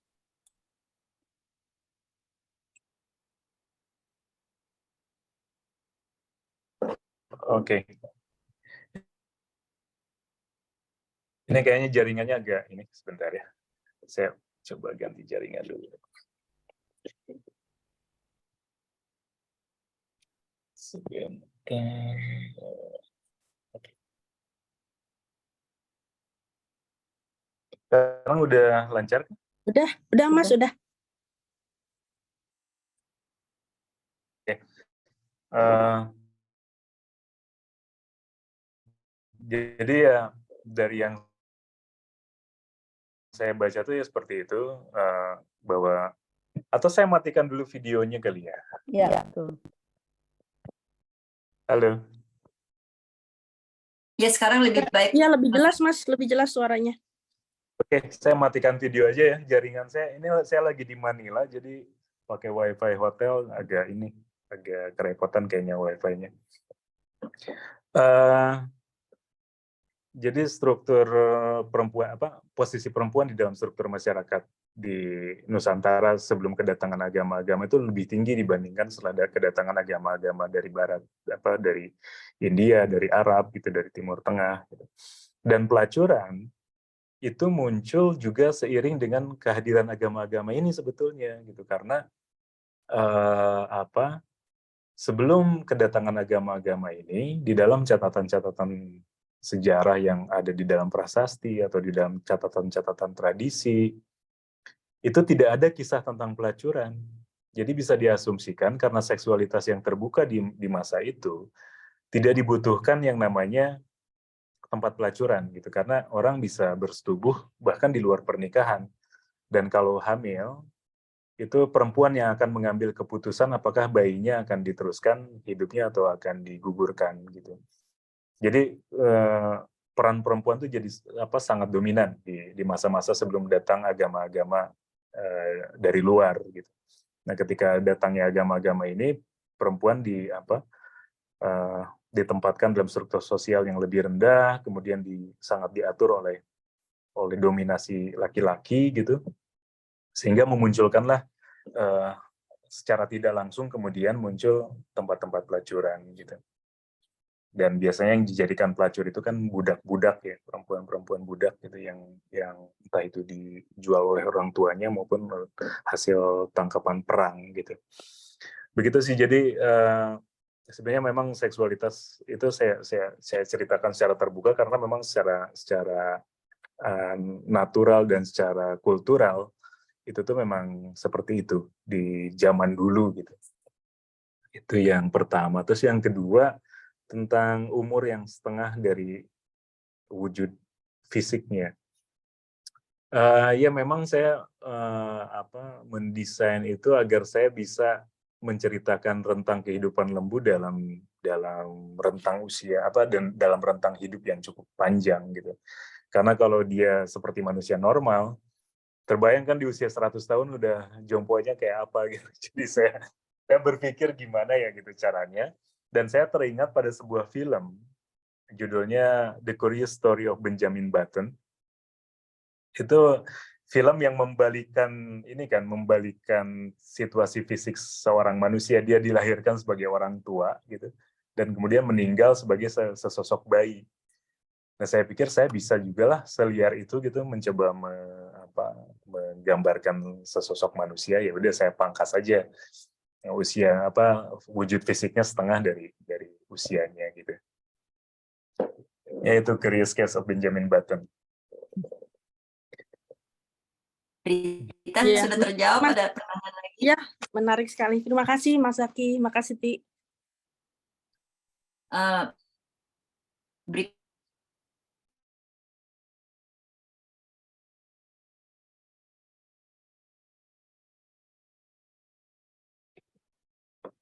Halo Mbak Ati. silahkan, tadi tangannya naik. Pradana, masih ada pertanyaan? Oke.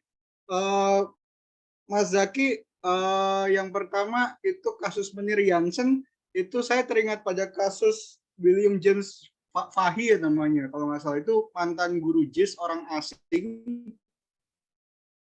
yang dia belakangan ketahuan dari FBI. Dari FBI ada warning apakah Munir Jansen itu terinspirasi dari itu. Terus yang kedua, selain Curious Case of Benjamin Button, saya kok melihat ada unsur Forrest Gump di sini. Kemudian saya menebak Mas Zaki juga sudah tamat membaca Hikayat Qadirun dan Max Havelaar, makanya bisa menggambarkan bupati-bupati dan demang-demang yang yang mengeksploitasi rakyat kecil gitu. Terus ya udah, yang dua itu dulu aja Mas, makasih. Oke. Saya memang sangat suka dengan Forrest Gump. Forrest Gump itu salah satu inspirasi yang sangat besar juga gitu di dalam cerita ini. Terus Hikayat Qadirun juga ya saya baca, bukunya Max Havelaar saya baca gitu. Terus mengenai tokoh guru yang pedofil, itu sebenarnya bukan terinspirasi dari kasus JIS itu. Saya pernah dengar kasus ini dulu di zaman Belanda, ada satu keluarga Itali yang sangat kaya ya, yang memiliki perkebunan di wilayah Jawa Barat. Dan salah satu anggota dari keluarga Itali itu menjadi guru di sekolah Belanda gitu. Dan itu jadi perbincangan di antara murid-murid karena dia seorang pedofil dan akhirnya ketahuan gitu. Dan ya akhirnya dia dikucilkan lah gitu dari kaum kulit putih saat zaman kolonial itu gitu. Dari mana saya dengar cerita ini? Dari salah satu muridnya. Saya kebetulan kenal orang tua gitu yang dia seorang pensiunan perwira gitu. Seorang mantan seorang veteran perang Indonesia yang mengalami pendidikan di masa Belanda dan tahu tentang perilaku guru berbangsa Italia itu yang seorang pedofil gitu di sekolahnya, di sekolah Belanda di Jakarta gitu. Jadi itu salah satu inspirasi saya menggambarkan seorang pendidik yang juga secara moral becek gitu. Itu terus apa lagi ya tadi pertanyaan saya lupa. Yang kedua itu tadi apa ya? Mas Pradana. Ya udah Max Havelaar. Dua aja itu, makasih. Oh iya, saya baca Max Havelaar dan Hikayat Qadirun juga gitu. Itu yang membuat pemahaman saya dan apa yang saya tulis mungkin agak berbeda dengan sejarah formal yang ditulis di buku-buku sejarah gitu, karena seakan-akan dulu zaman Tanam Paksa itu aktornya hanya Belanda saja gitu, kemudian yang jadi korbannya rakyat kecil, padahal di antara Belanda dan rakyat kecil itu adalah para bupati, demang, raja-raja kecil ini gitu yang mengeksploitasi masyarakatnya sendiri gitu. Terima kasih. Oh iya Mas, satu lagi saya mau mau kasih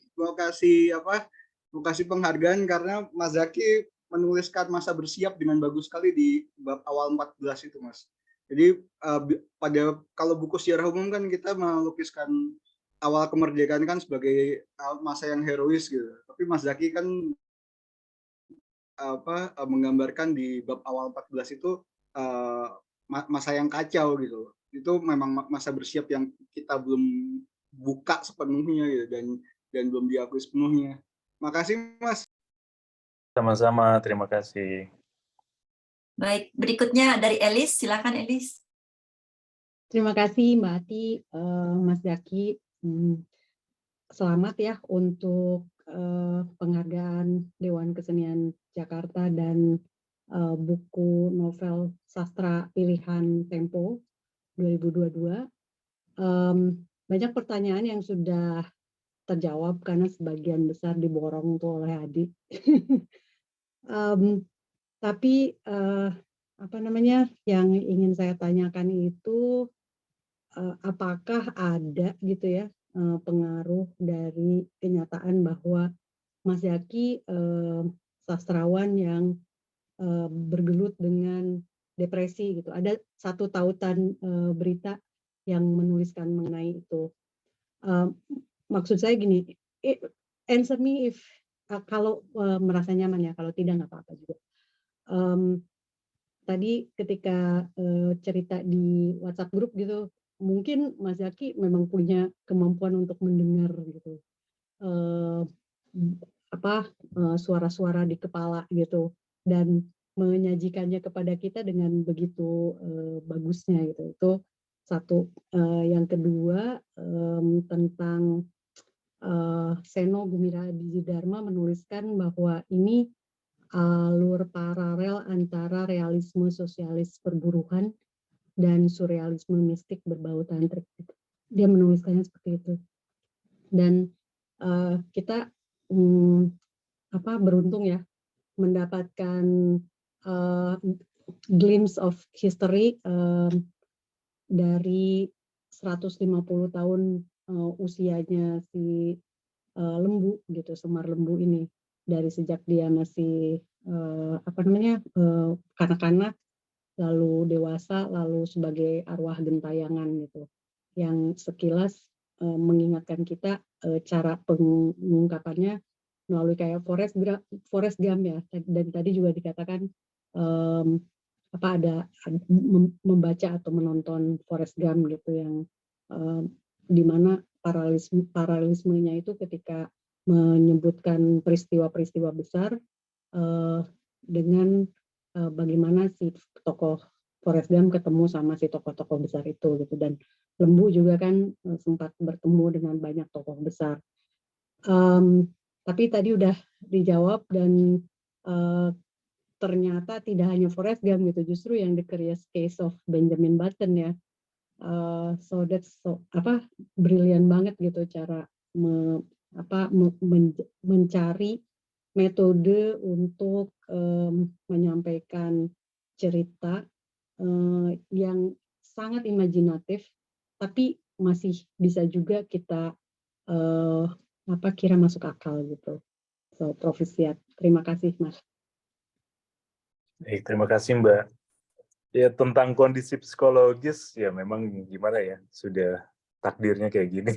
Jadi, ya memang saya mengalami ini ya, situasi kondisi psikologis yang tidak begitu menguntungkan gitu sebetulnya.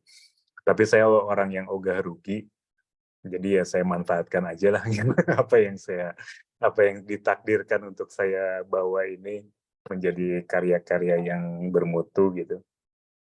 Ya memang saya masih berjuang ya untuk meredam suara-suara di dalam kepala saya, dan memang saya masih berobat, ini sudah 7 tahun kali ya saya berobat, dan memang masih harus rutin minum obat tiap malam gitu, ada berapa 6 jenis obat yang harus saya minum tiap malam untuk bisa membuat saya fungsional, bisa membuat saya berfungsi dengan normal gitu.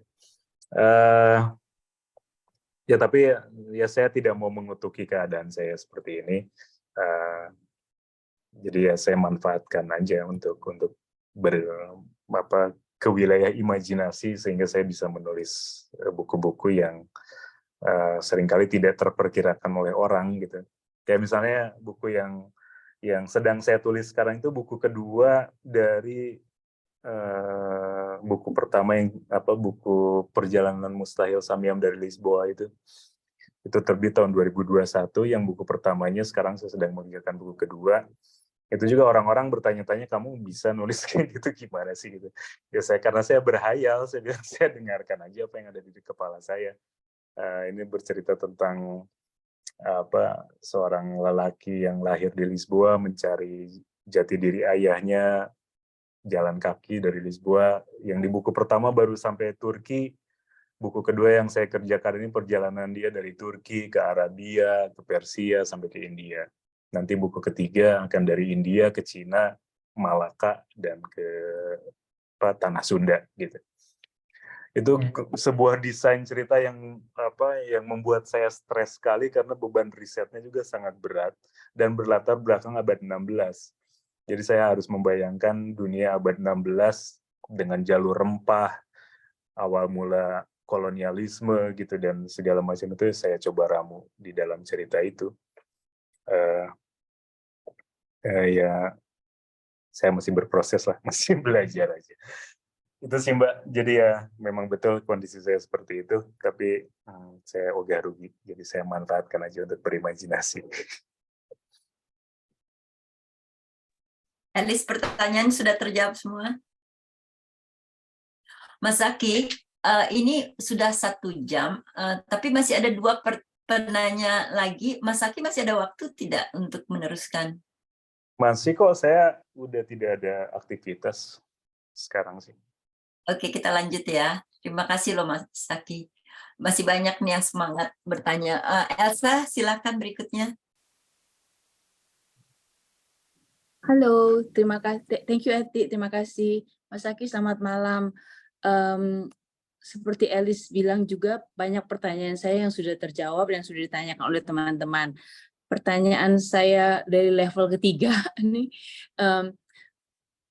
Mas Zaki setelah menjadi pemenang sayembara ini, apakah ada pengaruhnya dengan, saya nggak tahu, buku Semar Lembu duluan atau buku yang Lisboa duluan yang diterbitkan? Apakah kalau Lisboa duluan, apakah itu jadi orang lebih mengenal Mas Zaki atau memang udah kenal sebelumnya? Apakah ada pengaruhnya menjadi pemenang sayembara itu? Untuk kita kayaknya kita baca karena menang sayembara ya. Tapi kalau untuk penjualan saya nggak tahu. Dan pertanyaan kedua, apakah Zaki Yamani itu nama pen atau nama asli? Kepo banget, maaf. Thank you, terima kasih. Baik, terima kasih Mbak. Mengenai apakah saya lebih dikenal, kayaknya iya ya. Gara-gara Kertas Semar Lembu saya jadi lebih dikenal. Tapi buku Perjalanan Mustahil Samyam dari Lisboa ini lebih dulu terbit dibanding Kertas Semar Lembu untuk buku pertamanya. Jadi itu memang didesain untuk jadi sebuah trilogi. Jadi bukunya akan ada tiga buku gitu, ceritanya akan ada 3 buku. Dan sekarang saya sedang dalam proses mengerjakan buku yang kedua. Ini udah dikejar-kejar penerbit juga nih, karena saya janji tahun lalu akan beres, ternyata sampai tahun ini belum beres-beres. Gitu, itu yang pertama. Terus kedua, nama Zaki Yamani itu nama asli saya, Mbak. Asli pemberian ayah dan ibu saya.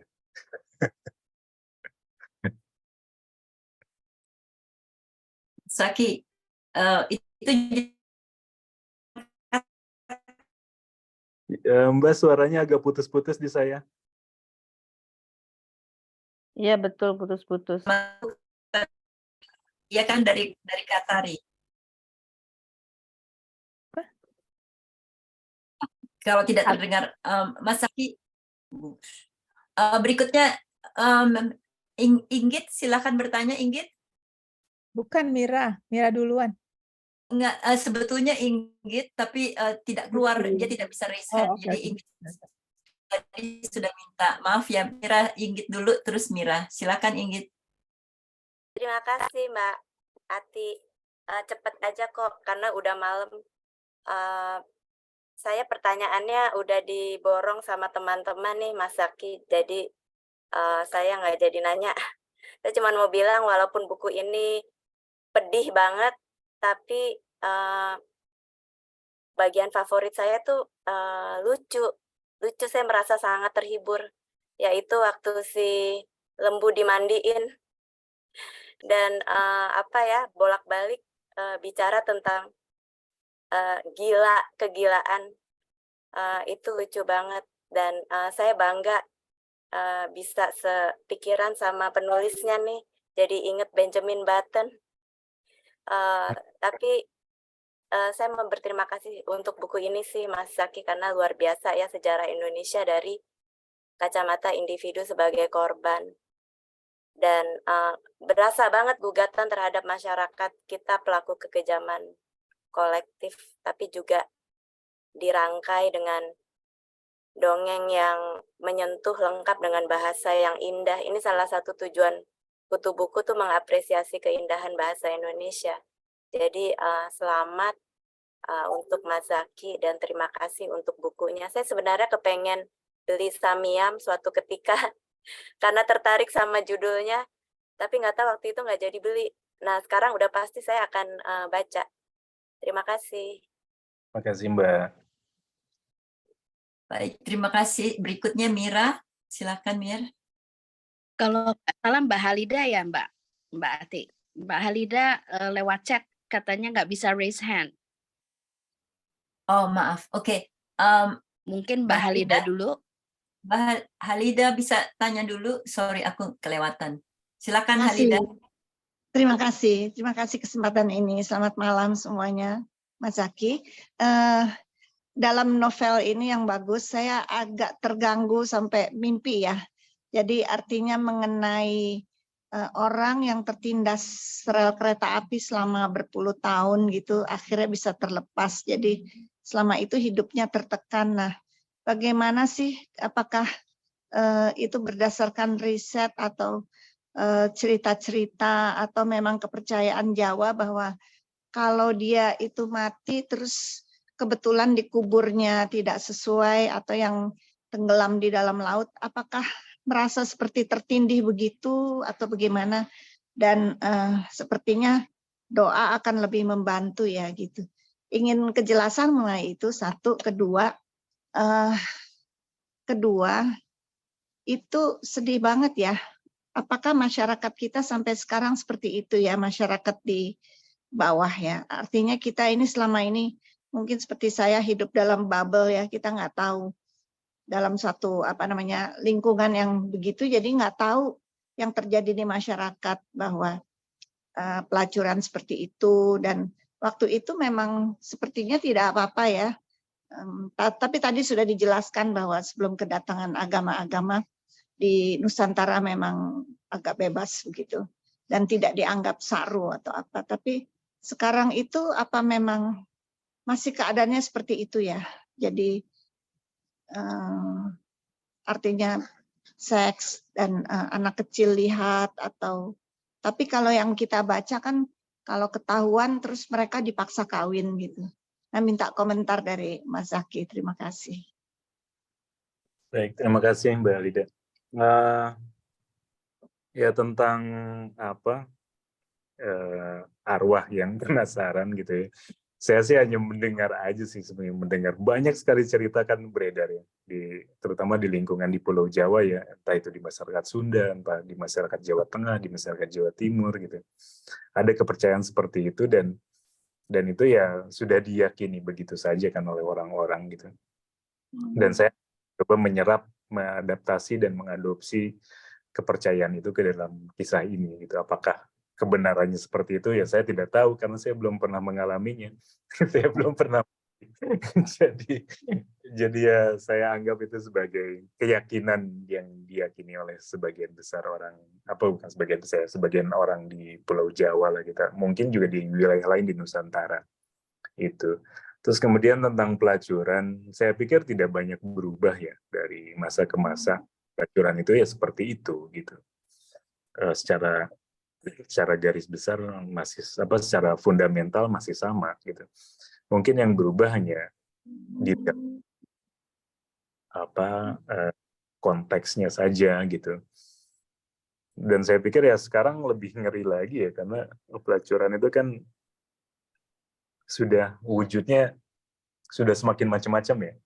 Bukan hanya di tempat pelacuran gitu, bukan hanya di rumah bordil, tapi juga sudah masuk ke wilayah yang sangat privat gitu sebenarnya, di mana orang-orang melacurkan dirinya sendiri via media online gitu misalnya. Sudah semakin tidak kentara tempat pelacuran, tapi aktivitasnya semakin aktif gitu sebetulnya. Dan itu ya saya tahu karena saya sering mendengar cerita-cerita semacam itu, entah dari pelaku maupun dari pelanggan gitu. Jadi dan usia mereka melacurkan diri juga ya sama saja gitu, kayak yang seperti dialami ibunya Lembu di usia belasan tahun gitu.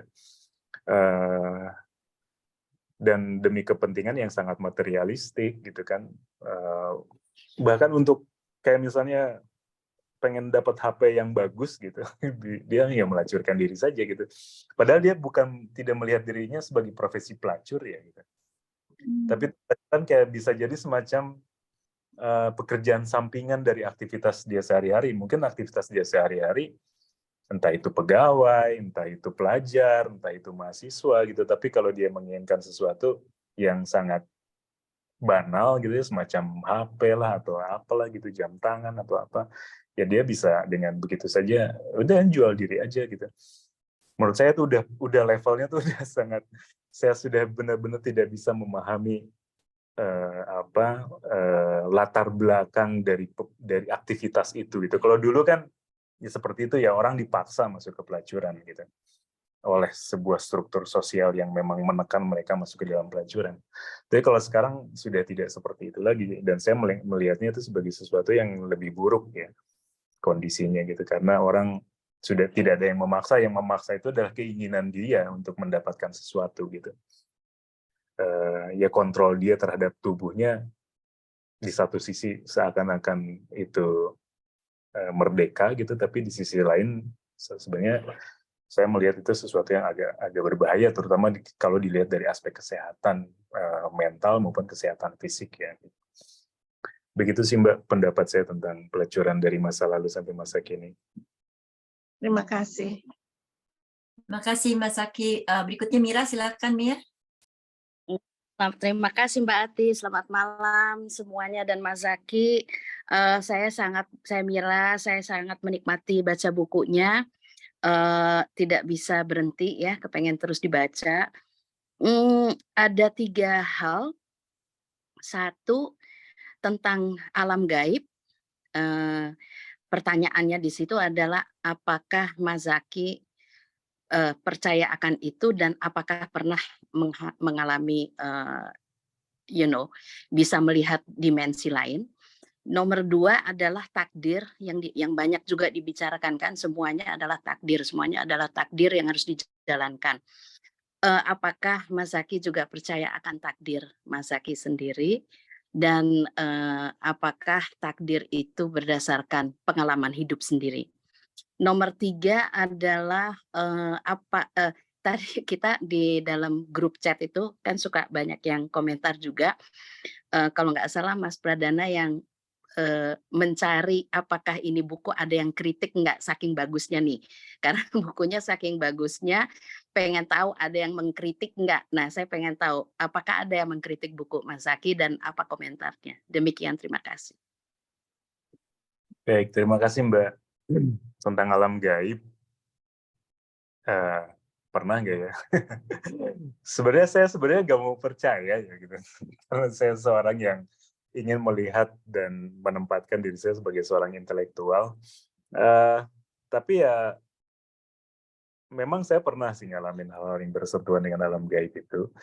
Tapi kemudian saya coba rasionalisasi itu karena saya mengalami situasi psikologis yang tidak sehat kan sebetulnya. Jadi mungkin saja hantu yang saya lihat itu sebetulnya karena pikiran saya menipu saya. Gitu. Mungkin ya, saya mencoba merasionalisasinya seperti itu. Gitu. Tapi ya itu beberapa kali sih terjadi. Gitu. beberapa kali terjadi. Terus kemudian saya sering kali dulu mimpi berantem sama kuntilanak dan pocong. Tapi itu ternyata ketika saya sudah berobat, itu hilang tuh mimpi-mimpi itu. Jadi saya makin yakin ini karena kondisi psikologi saya yang tidak sehat yang membuat saya berimajinasi melihat hal-hal semacam itu gitu. Itu terus kemudian mengenai takdir. Saya harus mulainya dari mana ya? Ini agak berat pertanyaannya. Saya melihat diri saya ditakdirkan untuk jadi penulis. Tapi itu bukan sesuatu yang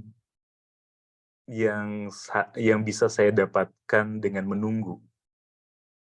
Saya merasa saya terlahir untuk menjadi seorang penulis dan saya harus berusaha untuk mewujudkan keinginan saya menjadi penulis.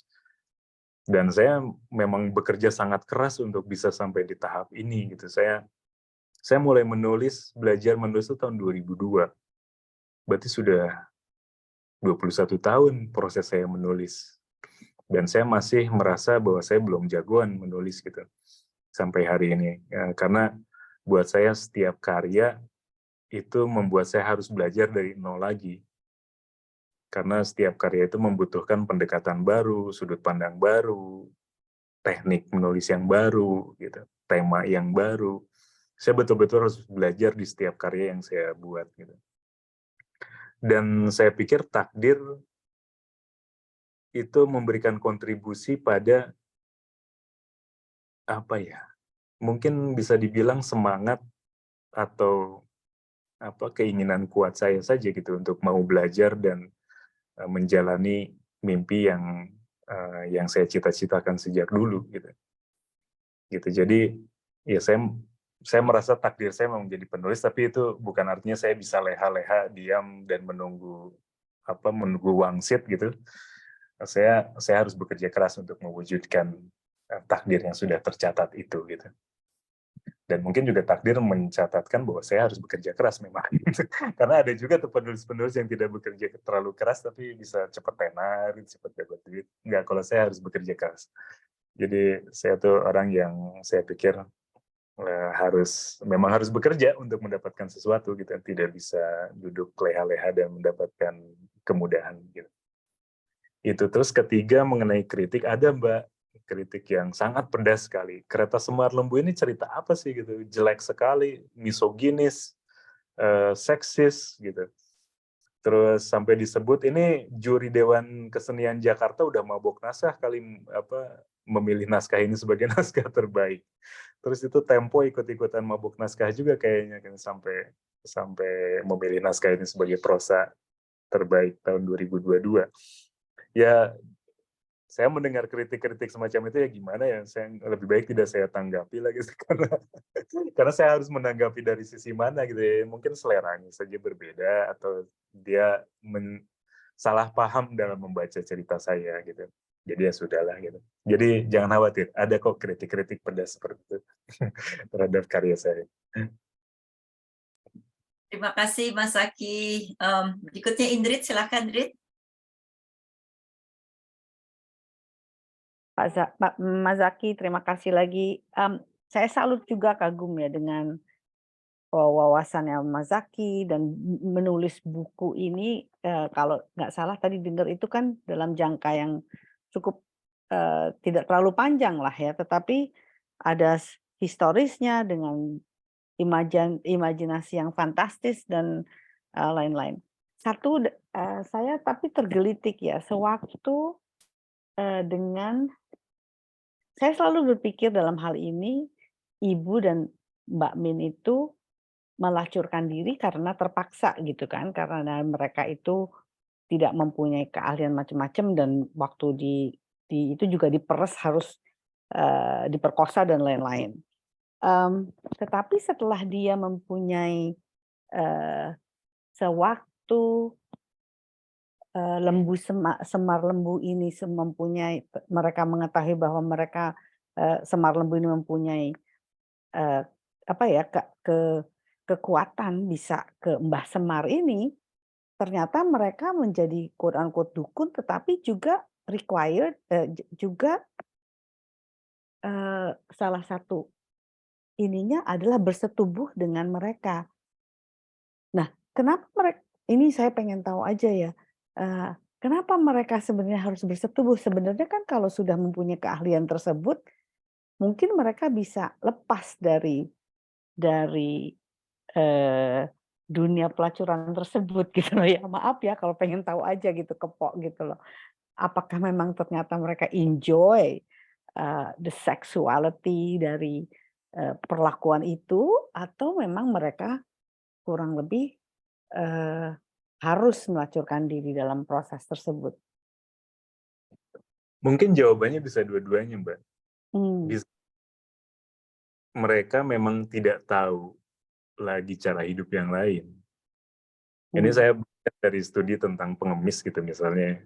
Ya. Seorang pengemis, anak yang dilahirkan di tengah keluarga pengemis, ya. So most likely akan tumbuh menjadi seorang pengemis karena itu satu-satunya cara yang mereka tahu untuk hidup. Dan saya pikir dalam kasus pelacuran seperti yang dialami oleh Ibu dan Mbok Min, bisa jadi seperti itu.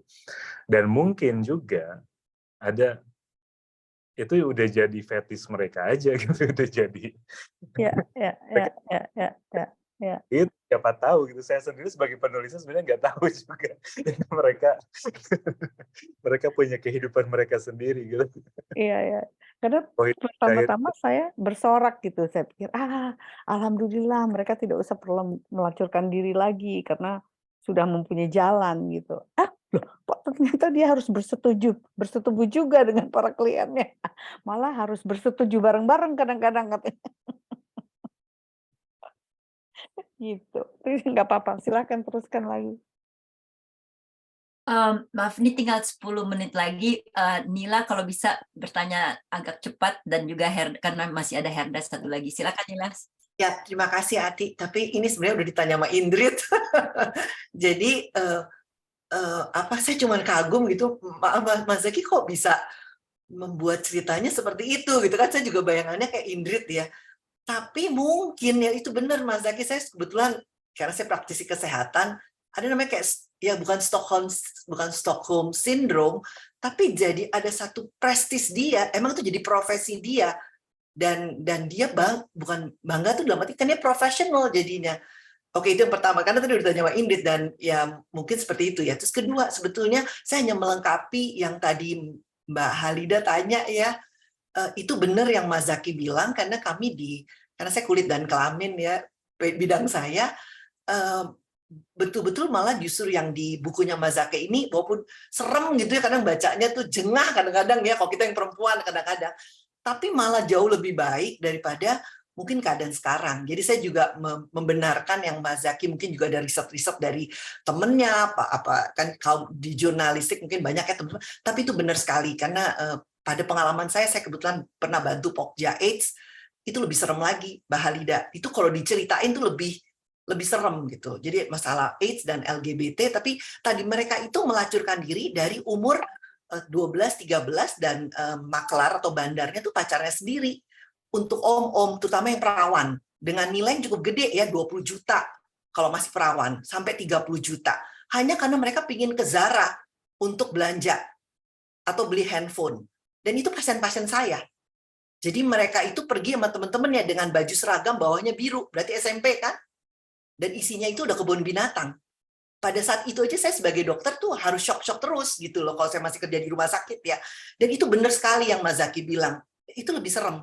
Apalagi yang sekarang ya, ada online. Zamannya saya masih awal-awal jadi dokter kulit kan belum ada online, dan itu saja sudah sangat, jadi mereka kebutuhannya bukan karena miskin, beda banget. Kalau saya kagum mau Mbak Min sama siapa ibunya Lembu itu ya mereka harus begitu, dan mereka membuatnya dengan sangat keren akhirnya ya. Tapi kalau ini enggak sama sekali, jadi jauh lebih mengerikan, dan harus itu satu saat ada yang menulis ya, karena sampai ke sekarang tuh malah kita lebih takut. Jadi AIDS kita tuh kayak gunung es, banyak sekali, dan mulainya dari SMP anak-anak ini. Baik, terima kasih nih paling nggak pandangan untuk kalau ada yang mau menulis buku, mau tanya risetnya, bisa dari kami, karena kita ada Pokja AIDS, kita ada Pokja yang urusan LGBT, datanya banyak, lengkap, dan kalau dibilang mengerikan, lebih mengerikan dari bukunya Mas Zaki. Terima kasih. Terima kasih Nila atas share-nya. Silakan Herda berikutnya. Terima kasih Ati. Mas Zaki mungkin terakhir aja pengen pertama terima kasih sudah menempatkan tokoh Semar, Bagong, dan Petruk lebih tepat ya, karena kelihatannya selama ini yang kita bayangkan mereka punya kawan yang bisanya melucu. Jadi hanya sebagai hiburan di tengah pertunjukan gitu. Jadi meletakkan mereka mungkin tidak tepat pada tempatnya kan. Yang saya ingin tanyakan adalah kenapa memilih Semar, Petruk, dan Bagong untuk masuk ke dalam konteks cerita ini, kenapa bukan tokoh wayang yang lain? Itu saja, terima kasih Mas Zaki. Terima kasih Mbak. Saya pikir ya karena Semar, Bagong, Gareng, Petruk itu pahlawannya rakyat. Mereka pengayomnya rakyat dalam tradisi Jawa pun seperti itu gitu. Mereka tuh bukan pelucu, bukan pelawak gitu ya. Mereka memberikan nasihat-nasihat bijak gitu, menjadi jembatan antara masyarakat kecil dengan kaum kesatria dan juga Tuhan gitu, dengan para dewa gitu. Jadi ya itu memang kalau dalam konteks cerita yang ingin saya bangun itu, saya tidak mungkin mencari tokoh lain selain mereka, selain Punakawan, karena mereka yang memiliki kualitas kedewaan gitu ya, kualitas deity gitu, Semar dan Togog terutama gitu, dan juga anak-anak mereka. Sekaligus juga mereka punya kualitas yang sangat sangat merakyat sekali gitu. Mereka hadir di saat-saat memang dibutuhkan. Mereka jadi yang menguatkan hidup masyarakat yang sudah susah seperti itu dalam tekanan struktur sosial gitu. Mereka hadir untuk menguatkan masyarakat untuk mau menerima takdirnya dan menjalani apapun yang dicatatkan takdir gitu. Apa yang saya ceritakan di sana ini bukan masalah kejam atau tidak gitu. Seringkali takdir itu ya takdir manusia berada di dalam jalurnya roda takdir yang kapan-kapan bisa saja tergilas, kapan-kapan bisa saja ke bawah naik gitu. Itu bukan sesuatu untuk dicerna tapi sesuatu yang untuk diterima. Itu yang bisa saya pahami dari kebajikan dan kebijakan para Punakawan gitu dalam cerita-cerita yang saya serap dari kisah-kisah rakyat.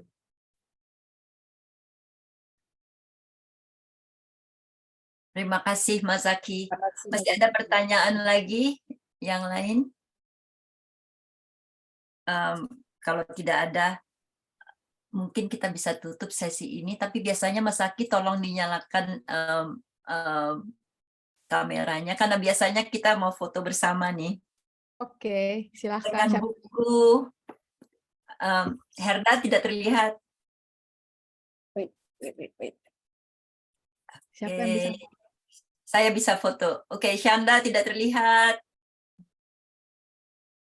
Oke, Shanda. Oke, tidak ada Shanda. Baik, terima kasih untuk malam ini. Cheese atau tempe atau terima kasih. Satu kali lagi mungkin tadi ada yang satu kali lagi. Oke, lembu. Mas Zaki, terima kasih luar biasa loh. Kita sesinya ini sangat kita belajar banyak banget dan kayaknya sepertinya sih saya mau beli buku yang mengenai perjalanan Portugal ke Indonesia itu. Pasti saya mau. Mungkin kita bisa memanggil lagi Mas Zaki. Oh, itu Shanda kembali. Mau difoto sekali lagi Shanda dengan bukunya? Shanda bukunya. Oke, siap.